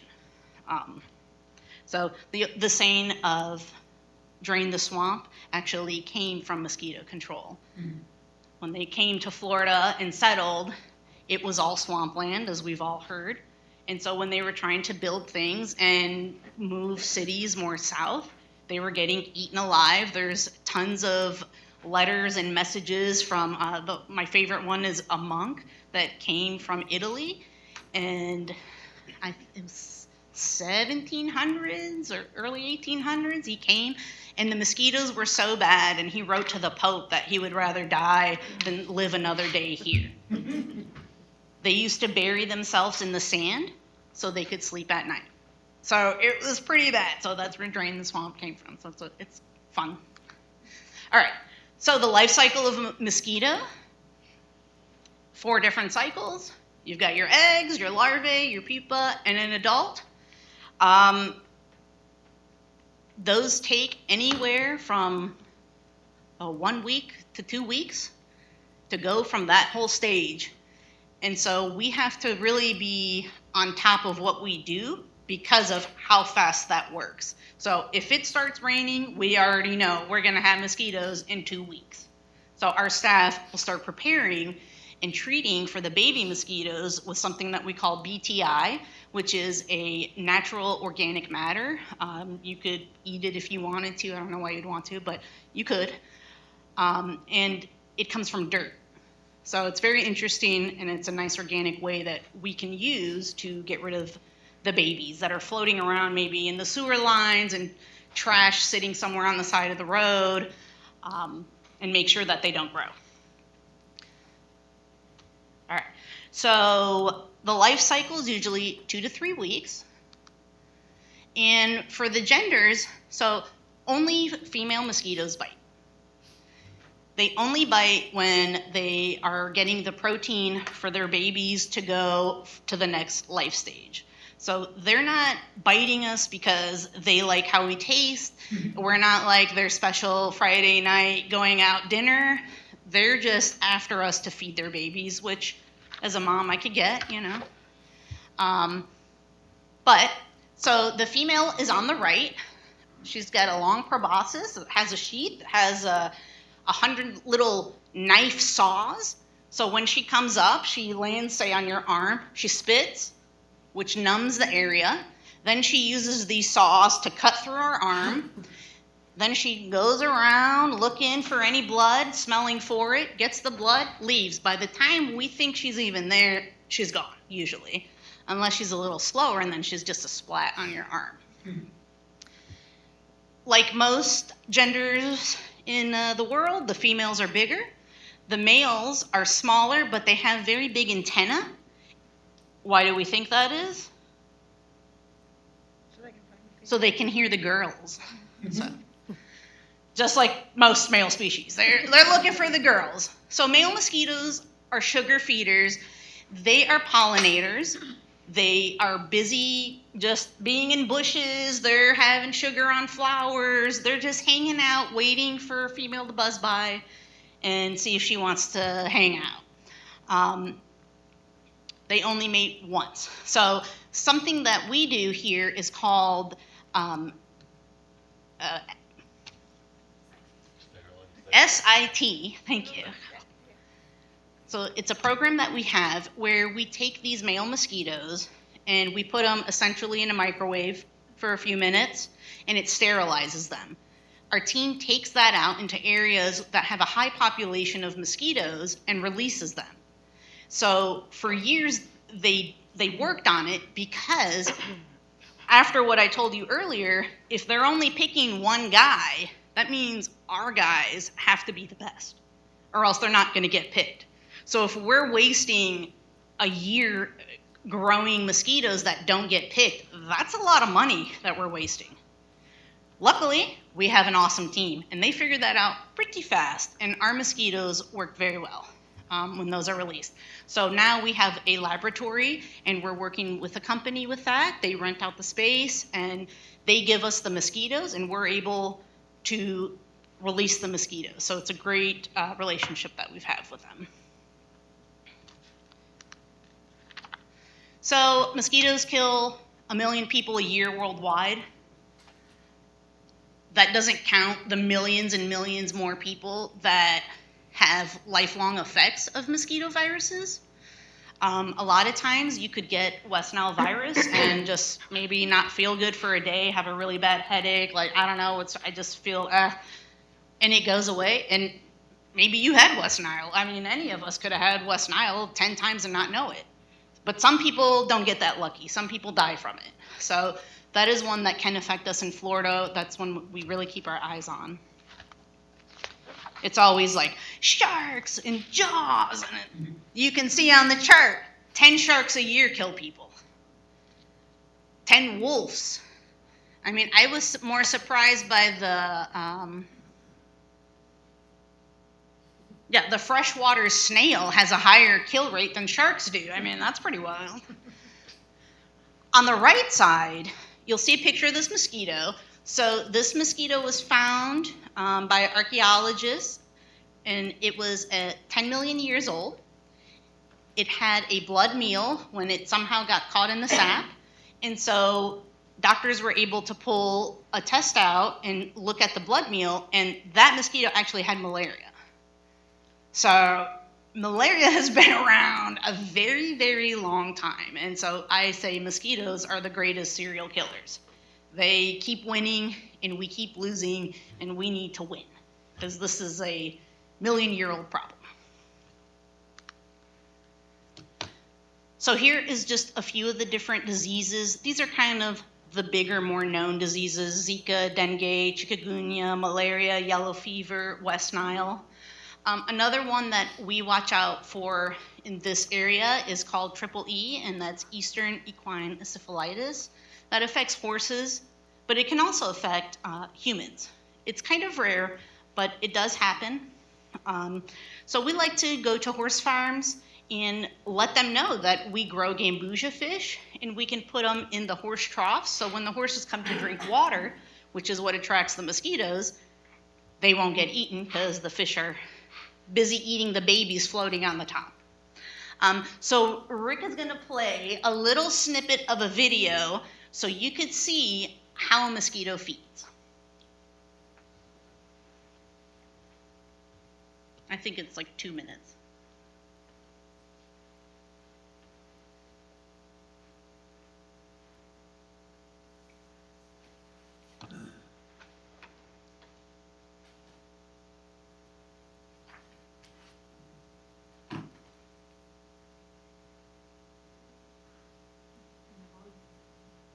Years before your brain starts shutting down. After we go through. Dementia is now known as type 3.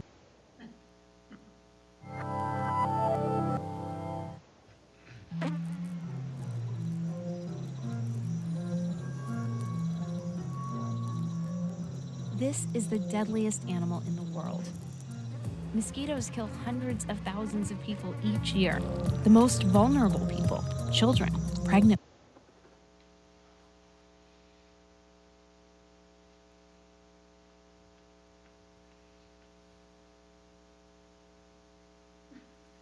Mosquito lost dog. They don't want us to see it.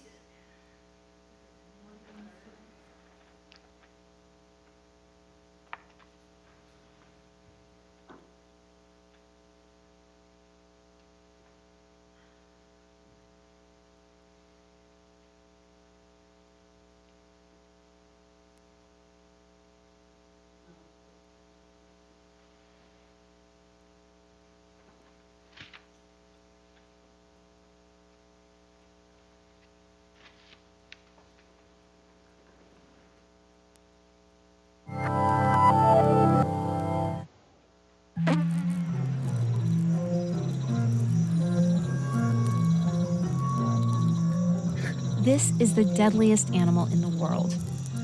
Mosquitoes kill hundreds of thousands of people each year. The most vulnerable people, children, pregnant women. No other bite kills more humans or makes more of us sick.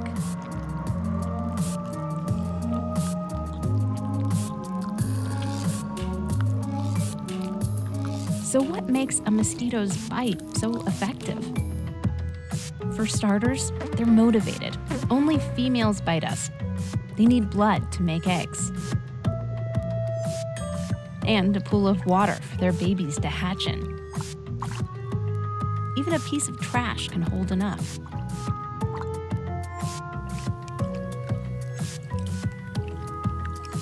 At first glance, it looks simple, this mosquito digging her proboscis into us. But the tools she's using here are sophisticated. First, a protective sheath retracts. See it bending back? If you look at a mosquito's head under a microscope, you can see what that sheath protects. And inside there are 6 needles. 2 of them have tiny teeth. She uses those to saw through the skin. They're so sharp, you can barely feel her pushing. These other 2 needles hold the tissues apart while she works. From under the skin, you can see her probing, looking for a blood vessel. Receptors on the tip of one of her other needles pick up on chemicals that our blood vessels exude naturally and guide her to it. Then she uses this same needle like a straw. As her gut fills up, she separates water from the blood and squeezes it out. See that drop? That frees up space to stuff herself with more nutritious red blood cells. With another needle, she spits chemicals into us. They get our blood flowing more easily and give us itchy welts afterwards. And sometimes, before she pries herself away, she leaves a parting gift in her saliva. A virus or a parasite that can sicken or kill us. There's nothing in it for her. The viruses and parasites are just hitching a ride. But this is what makes mortal enemies out of us and mosquitoes. They take our blood. Sometimes we take theirs. But often not soon enough. Good, you're still there. These are the larvae of Culex pipiens, aka the common house mosquito here in California. Gross, right? Well, you can avoid them by emptying your rain gutters, pet water dishes too. While you're at it, subscribe. We have so many more science videos coming your way. See you next time. How to kill all mosquitoes in the area in just minutes. This simple but brilliant trick you can do tonight to eliminate all mosquitoes. And that's by calling AMCD. So you can see how smart these insects are. I mean, they're swooping around, looking for the blood vessel, collapsing an entire blood vessel to take our blood. I mean, that is pretty wild that they can do that. So, Anastasia Mosquito Control District, that's where we're at. So we started in 1948. We used to have 5 different locations spread out across the county. Now we have one centralized location. A big help and pain for the educational center was selling the last of our land that we sold to a local veterinarian off of 210, and that was pretty nice. But now all of those locations are not in use. We come out of this one. This is an 18-acre property, and we have all of our buildings done. I think we're done for capital projects, hopefully for quite a while. It's been very busy these last few years since we got here in 2018. So it hasn't been that long of a time, and we've gotten a lot of work done. It's kind of, we set it all up, and now it's ready to go kind of thing. So that was our first director who started, Dr. Robert Bartnett. And that was a picture of one of our old ones on the beach.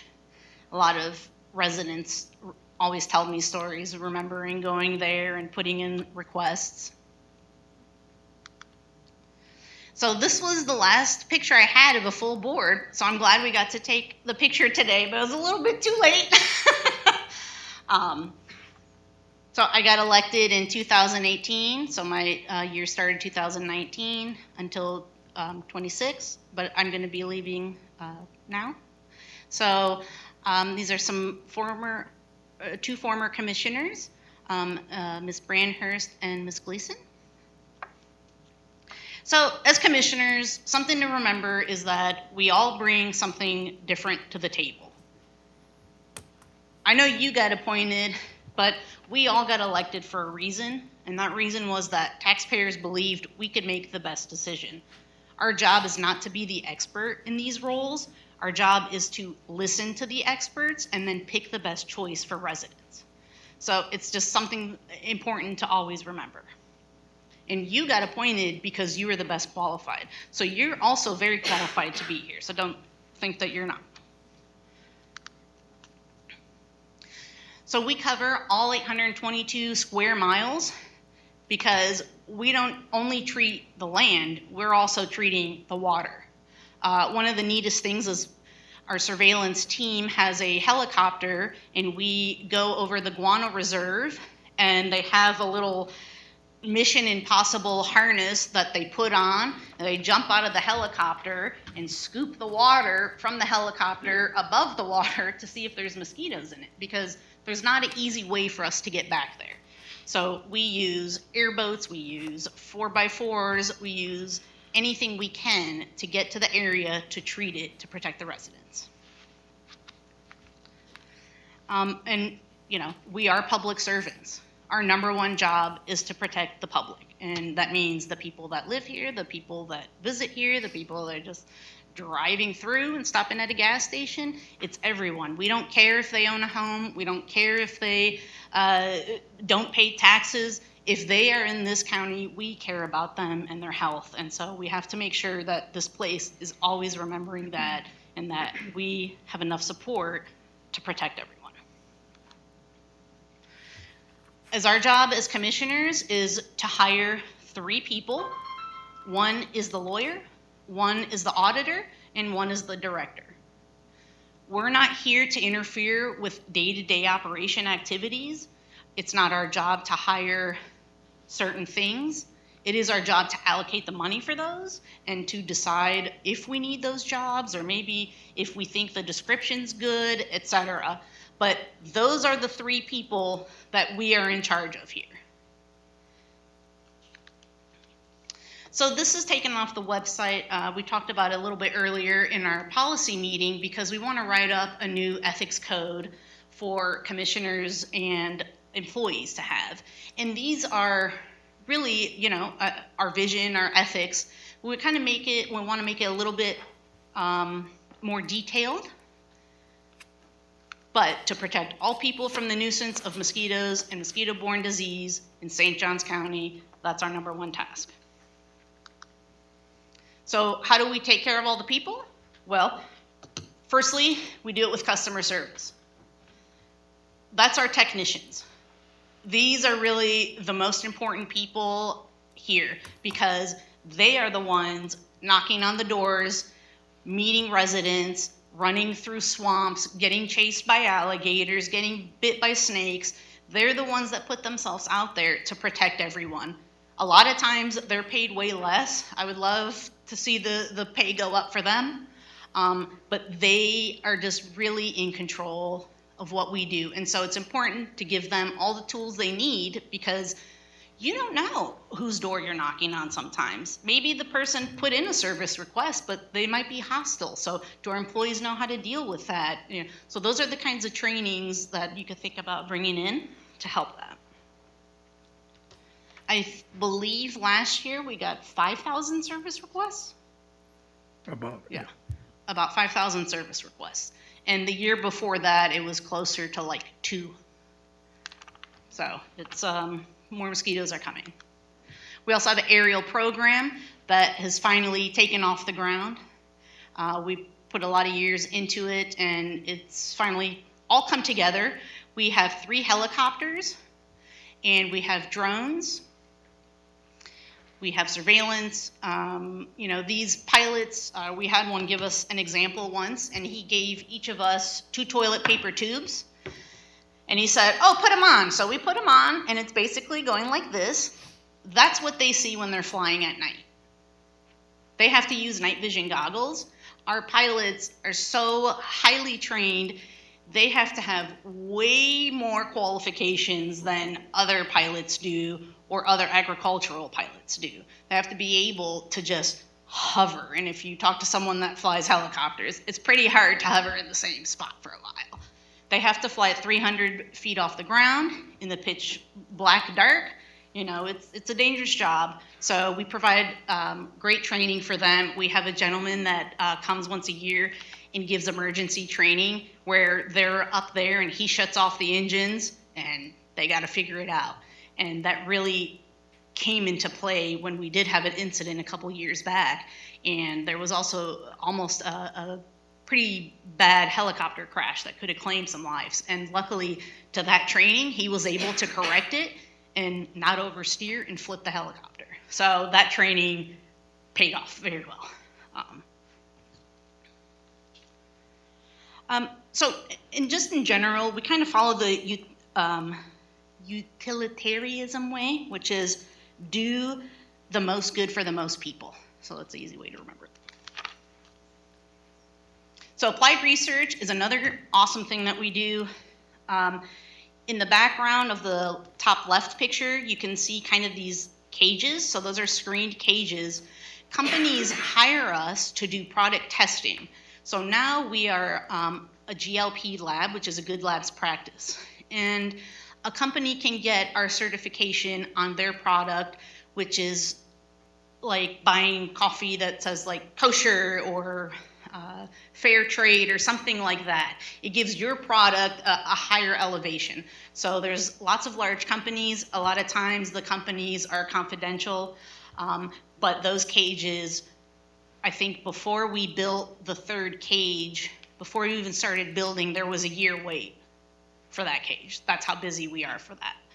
And the other great thing about our applied research is that almost all of it is covered by grants. So Dr. Qualls and the science team not only have to do all this work, sometimes they can grow up to 1 million mosquitoes a week.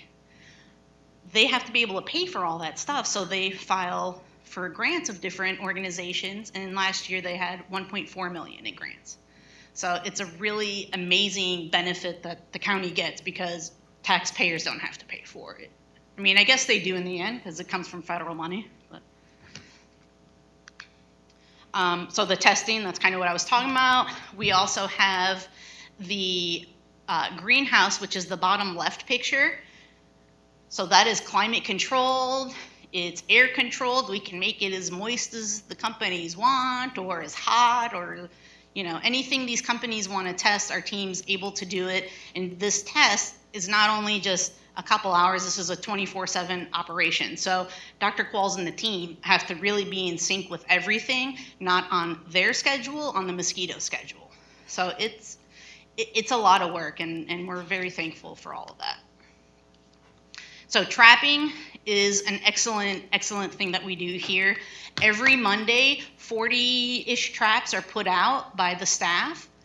So every Monday morning, and then on Tuesday morning, they're picked up and they're brought back to the lab. And that middle lower picture, they open each trap one by one and hand count with tweezers how many mosquitoes are in there, what kind of mosquito is it a boy, is it a girl, what else is in there, and they write it down. And I think one of the biggest advantages we have at this district is our data. We have compiled so much data over the years where our team now is almost able to predict where the outbreaks are going to happen based on weather patterns and other events. And that is a really remarkable thing and helps lower the cost for taxpayers. So education is our other program. I was the education chair, so that was kind of a thing that I really love to do. Before COVID, the district averaged 150 school visits a year. Since COVID, the schools don't really let us in that much, but luckily we're able to do like field trips there. But now we're really lucky because we have the disease center and the schools can come to us. We also host tons of summer camps for the county. Just yesterday, we had the Alligator Farm Summer Camp here. So a lot of places are utilizing the space. So we're not only educating residents, but part of the statute is that we are educating ourselves. That means we go to special courses each year. Everyone has to take a 4-hour ethics course. And on top of that, we have a Florida Mosquito Control Association that hosts what we call a DOD short course in Gainesville every year, where the commissioners have their own area and we talk about what are the issues that are affecting all the mosquito control districts as far as commissioners are concerned. I've learned so much valuable information. I'm sure all of you can attest to that. It's a great event. And I was the secretary for many years, so if you guys ever want to be in one of those offices, that's also available. So some of the people that we work with, we're not just educating ourselves and residents, we're educating our elected officials, we're educating state officials, national, and we've even had the World Health Organization come. So we do a lot of educating. And part of that educating is by going to Washington, D.C. every year. We play a really big role in passing a few of the bills, in particular the Farm Bill, and that has a lot to do with agriculture. And so the people in Washington, like Senator Scott, well, now I don't know his new title, but former Senator Rubio, I think he has 6 titles now. So, but you know, they are looking at us as the experts in this field to help them with the bills because we know what the residents want here. So it's important to go up there and talk with them and invite them here too. Our local congressman, who is the bottom center picture on the left, is John Rutherford. He has been here. He is a mosquito. I mean, he has really listened to us. I think anyone that's gone there can attest. He really did his research. He listens to us when we come. When he has questions on bills, he calls us. So it's pretty cool. So the Vector Disease Educational Center, or some people call it the Mosquito Museum. So this was something that the district started talking about in 2017. In 2018, right before I began, they approved to go ahead with it. And then I joined and really took that project to heart with the staff. We went on my own dime. I went all over the state to every museum that I could. I was pulling levers on doors, asking places where they keep janitorial supplies. I mean, we wanted everything in this center to be right. We wanted to do it once and be done right. And so we really spent a long time. But more importantly, we had very important stakeholders in all of this process. So the first meeting we had was with the school superintendent, who we gave an award to last month for his retirement. He brought STEM teachers from all over. You know, we work with all the schools, the counties, anyone that has a foot in this, along with residents, on what do they want in this kind of program. Do you want something like this? And the overwhelming response was yes. There's not a place like this where we can learn. And so it's STEM. It's not just a mosquito. We're not trying to just talk about mosquitoes. We're trying to talk about vectors in general, which are diseases that can pass from other insects to us. So when we went up a couple years ago, I met with someone from President Trump's climate committee, and they said that they thought mosquito cases were going to rise tenfold in the next 6 to 7 years. That's a lot. So if they thought that, then it'll be high. So we want to educate people because one virus costs taxpayers at least $1 million per person. So with this, it took us a long time to open it. We were supposed to open it, 5 years ago. We had the official opening last year, and we just finally got done with everything. And it looks amazing. I go there all the time. I was there yesterday, and when I left, there had been just over 150 visitors, and by the end of the day, it was 180. Since school has been out, almost 200 people a day are showing up to our place. And they're going, oh, I already came here before. I had to bring my neighbor. I had to bring my relative. I had to bring my friend. As many people we can get, it's amazing. It's amazing. We've had some negative response. I think a lot of it had to do with a certain article that was put out in the newspaper, and this was, 4 years ago, 5 years ago. Front page of the Sunday. It was a wonderful article, but online, you could only see one little sentence, and if you wanted to read it, you had to be a paid subscriber. And I think a lot of people didn't pay, so they didn't read the article. They just saw mosquito shrine, and it set off alarms everywhere. And if I wasn't part of it, I would have thought the same thing. And then I would have come and asked what was happening. So it's been a long process, but we are open. We are operating very well. I think we're operating so well that it's probably time to look into separating it and maybe making a nonprofit of its own, which is something we talked about a couple years ago. We weren't at that point yet, but I think that point's probably here pretty soon. It's going to take money to continue to keep this open, and there are a lot of people that are willing to give us large donations to keep the center up. So we do open houses, we do all kinds of events where we're going places, we're seeing people, we're trying to talk to anyone we can about not only mosquitoes, but government, public policy, administration, and just science in general, STEM in general, the aerial units. I mean, there's a huge shortage in pilots, so we want to try to get pilots to get into mosquito control, or any pilots. Some things I like to do is go out, you know, and we're not all the same. We all are different people, and we all do our own things. And so one of the things I like to do is go out and talk to the community, you know, work with different associations, and as commissioners we can give out proclamations to celebrate certain milestones. That's something you can always do.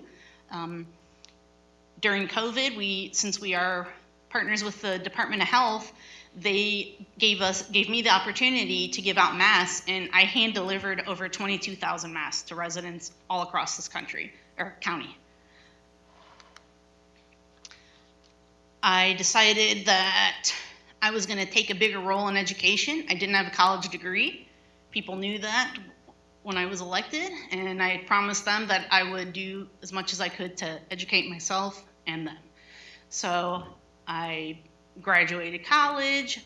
I did the Florida Institute of Political Leadership class. I was a St. Johns County leadership member. I was a 40 under 40 person. I completed the program at the London School of Hygiene and Tropical Medicine. If that program's still available, I highly recommend you take it. It was a wonderful international program. And then, well, you can't see it in the picture, but for one of my capstone projects, I grew my own versions of mosquitoes and introduced different household consumer products that I know had high levels of microplastics in them, and I wanted to see what happened if mosquitoes were growing in them. So a mosquito, a female mosquito would like to have 1 ounce of water, so you could think of like a bottle cap of your drink. She can lay 200 eggs in that, an Aedes aegypti mosquito, which used to lay their eggs in trees. Now they only want to lay their eggs in plastic and in trash and in cities, and that's where all the people are. So they're a very dangerous mosquito because there's a lot of trash in cities. So it's a way to help let people know about polluting and not doing it because you're growing these mosquitoes. But it was pretty fascinating, and I presented it at the American Mosquito Control Association conference, and it went over real well. And there's been a lot of publications after that on it. One of the first things I wanted to do was raise the minimum wage. It was $10 when I started, and within, I think it was the second month, I got it to $15. Now we're up to $20 an hour, and I still think that's on the low side, you know, but that's your guys' call. We do a cost of living assessment each year, and this year we passed a 3% raise. So focus on the taxes, focusing on adding in paid federal holidays. We added in the Juneteenth. We've been updating all our policies and procedures, so keep focusing on that. Finish out the construction projects that we need. There is a garage area building that we need to build. We have a lot of equipment that's sitting outside just getting rusted and going in the trash because it's not covered. And if you have stuff outside, you know what that's like. So that needs to get done. And then that's it. All right. So, Thank you.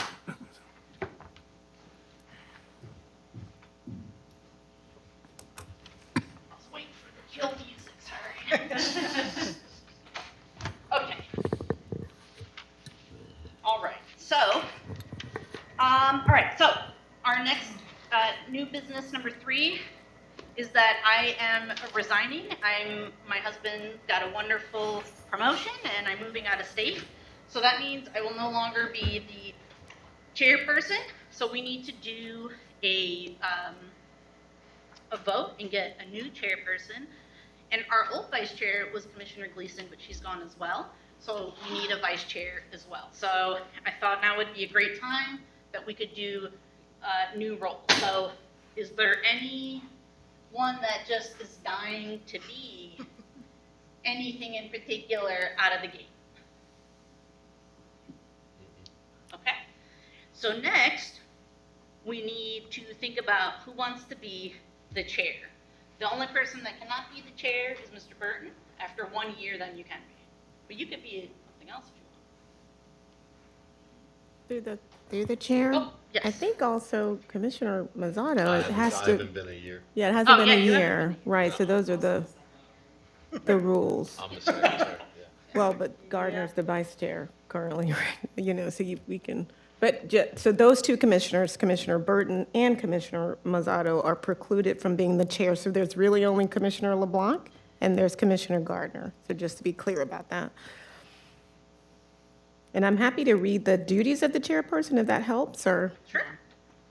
Okay, so pursuant to the Commissioner's Handbook, the chairperson presides at all board meetings and is also the spokesperson for the board, which the reason you have that in there is because you need just one person that's speaking on behalf of the board, not speaking personally, or if you speak personally, you need to make that very clear. But as the chair, you're speaking on behalf of the board, so you're only articulating things that the board as a whole has kind of agreed on, and there's consensus there. He or she executes documents on behalf of the board and signs contracts, resolutions, and reports to various agencies. In all other matters, the chairperson has the same duties and responsibilities as any other commissioner and exercises the right to vote on all issues that come before the board. It has been the practice to elect a chairperson, vice chairperson, and secretary treasurer at the regular board meeting in January of each year. In the absence of the chairperson, the vice chairperson performs the same duties. So currently, Commissioner Gardner is serving as the vice chair, and as Heather stated, Commissioner Mazzato is serving as the secretary treasurer. Thank you. Okay, so do we have a nomination? I'll make a nomination. Okay, Commissioner LeBlanc. I'd like to nominate Gail for the chairperson.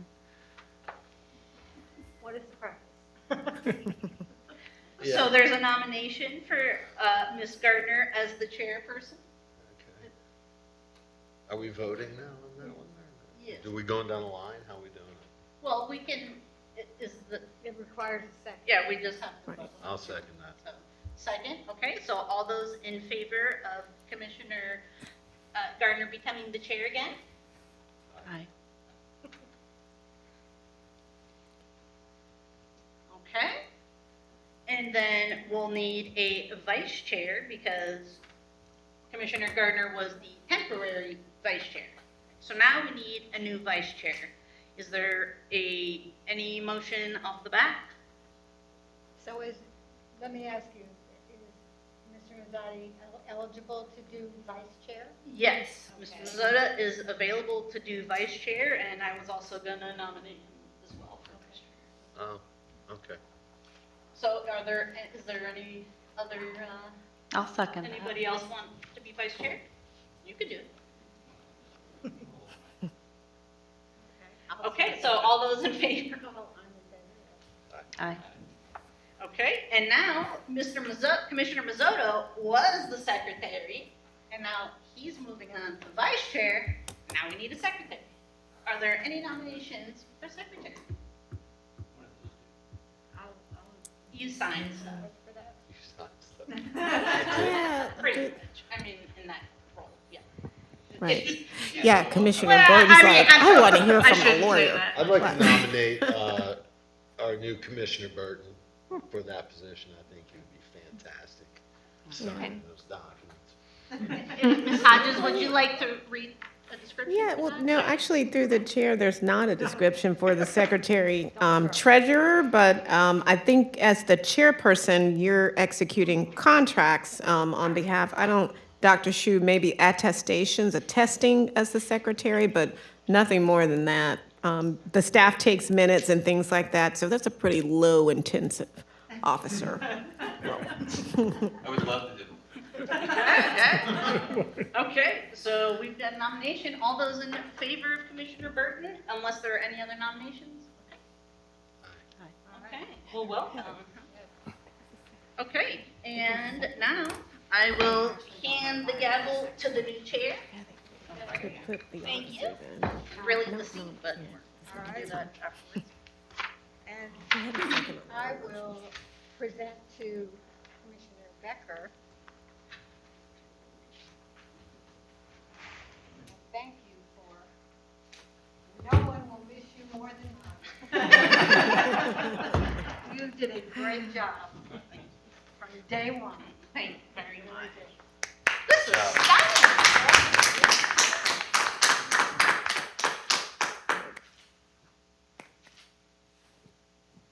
I don't know who made this, but this is really something, especially with all the butterflies. No, some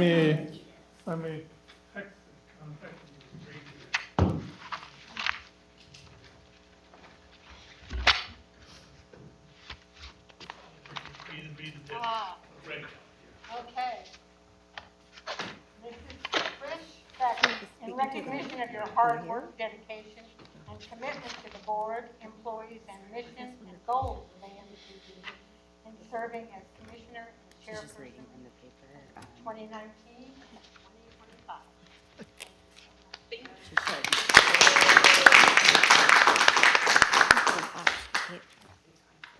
And with that, oh, wait, we gotta do reports. Oh, reports. Oh, already. Okay. Dr. Shu. Thank you. Yeah, this year so far we are very good. Yeah. So far no any virus. Even last year, whole year we have 3 hurricane pass, lots of rainfall. So mosquito population outbreak 4 times. Lucky we don't have any human case of mosquito-borne disease, even travel related. That was a surprise. That's the reason I still question myself. The DVEC is a big function, big help. I say, except over 12,000 people visit the whole year. So that's the problem. Education, more children, more young people, family, they knew how to prevention and how to turn over water, keep mosquito away, so keep health. That's the county's first year. No any human case. That's unbelievable. That's, even my work over 40 years, I cannot believe what's going on, happening. Yeah. So really thank you, Commissioner, that current commissioner, former commissioner, 80 years fighting work for this. I believe the whole public is very, very happy about this. That's a very, very important. Just like Commissioner Tricia said, if you have one Microsoft Safer, a small head baby, whole life cost the current about $2 million. If through the education, save 1 or 2 people, kids, that's the $4 or $5 million part coming already. So it's very, very important, like Mrs. Slave all talking about malaria, his father, myself, my sister, and dad, that syphilitis. So that's the passion we're doing the work. Yeah, thank you very, very much for your support and education community under your leadership and our board together, dedicated employee. And Mr. Weaver every day spending the time there to check to that. It's a very, very contribution. I believe everybody should be recognized, not attack that, not deny anything. Yeah, it's people's many good things should recognize what's the contribution, achievement. It's nobody perfect. Yeah. Just some mistake or something that happen. So we look out for the majority. So I really support that board in future recognize Mr. Weaver. Mr. Weaver is currently on the retirement plan, just work 3 days, and Tuesday, Wednesday, Thursday. So they try to finish his annual leaving and or be retired, maybe maybe next April, May, finish his all hour. So that's really appreciate. Yeah, thank you. Excuse me. Other thing that since last week, no school. Every day we over 150 to 200 people visit. So that they are very busy. You can see the parking lot, no space parking. I was trying to put the parking EOC behind there. Our employee all park in the back. So that's unbelievable. So that's very, very good. Many the new people coming. Yesterday, the two senior couple people coming. My gosh, it's such an unbelievable. That's a very good education. Never see any kind of education center museum like this. So they're very, very, very, very important. Yeah. So the other thing that next week is a National Mosquito Control Awareness Week. So we currently conduct through all media, also through the education center, try to more promoting. Mosquito control, very, very important. Everybody knew that. Such a small animal, still number one animal kill people because through transmitted disease. Now the dengue fever get more and more important, even more than malaria. It's unbelievable, the situation. So that's current situation. So really thank you and congratulations. How can I say you retire now? You retire from a board. Because thank you, appreciate for your support. Or welcome new commissioner, they can get the board. So looking forward and work together. Hopefully keep our counting, keep our program, still one of the leader. Currently our districts become model for in the world. Can you believe that? You go to anywhere, ask your blueprint. Now WHO ask our blueprint to extension to European. So the way number one in the nation impact everything. You can see, go to there. If you mention your anesthesia, mosquito control, everybody very, wow, surprised, yeah. Such a small organization could become the national and world impact. I'm very happy and lucky to have all board members support last over 20 years. I work almost 28 commission already, and not included the campaign. That's, yeah. Also lucky we have very good dedicated employee. They work very hard. So that, thank you very much. Thank you. Thank you, Dr. Shu. Ms. Hodges. Yes. Thank you. Through the new chair, congratulations, Commissioner Gardner. So just 3 quick points. First one, I echo, Dr. Shu, it's been absolutely amazing working with you, former Chair Commissioner Becker.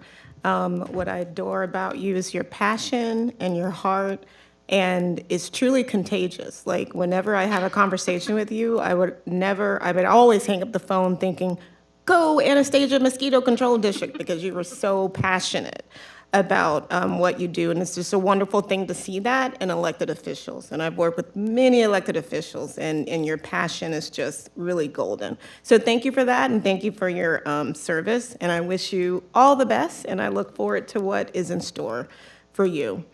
The second thing, I wanted to just a reminder about, you have your Form 1 ethics, state ethics. Not all of you have to fill out this form. Like I think new Commissioner Burton, you may not have to, but just a reminder, Dr. Shu, he controls, you should have an electronic account with the State Ethics Commission, and you should by this point be getting automatic emails to tell you if you need to fill out this form or not. So I'm just reminding you to, if you're not in the system, get with the staff so they can make sure you're in the system.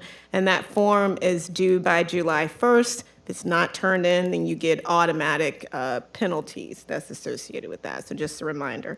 And then the third thing is, I was sitting here, I just going back to one of the, I apologize, unfinished business items, just to be clear, because I don't think I said this, with the auditor selection firm that you approved, my expectation is to work on that contract, course negotiate it, and bring that back to you. So you're actually going to see that document again, and then you'll approve that. And I think we had talked about the new chair calling the references just to check the box. So we'll just need to do that between now and the time we bring that contract back.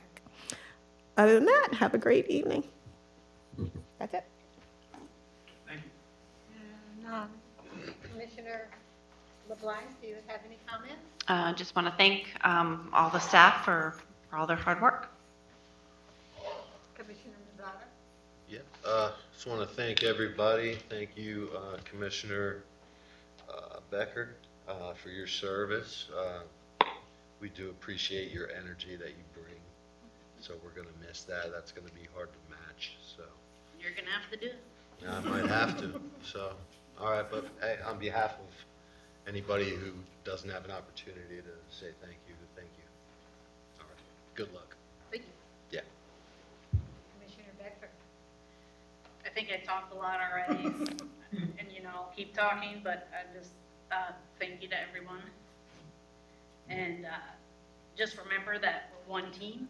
Try not to cry. I know I'm such a crier.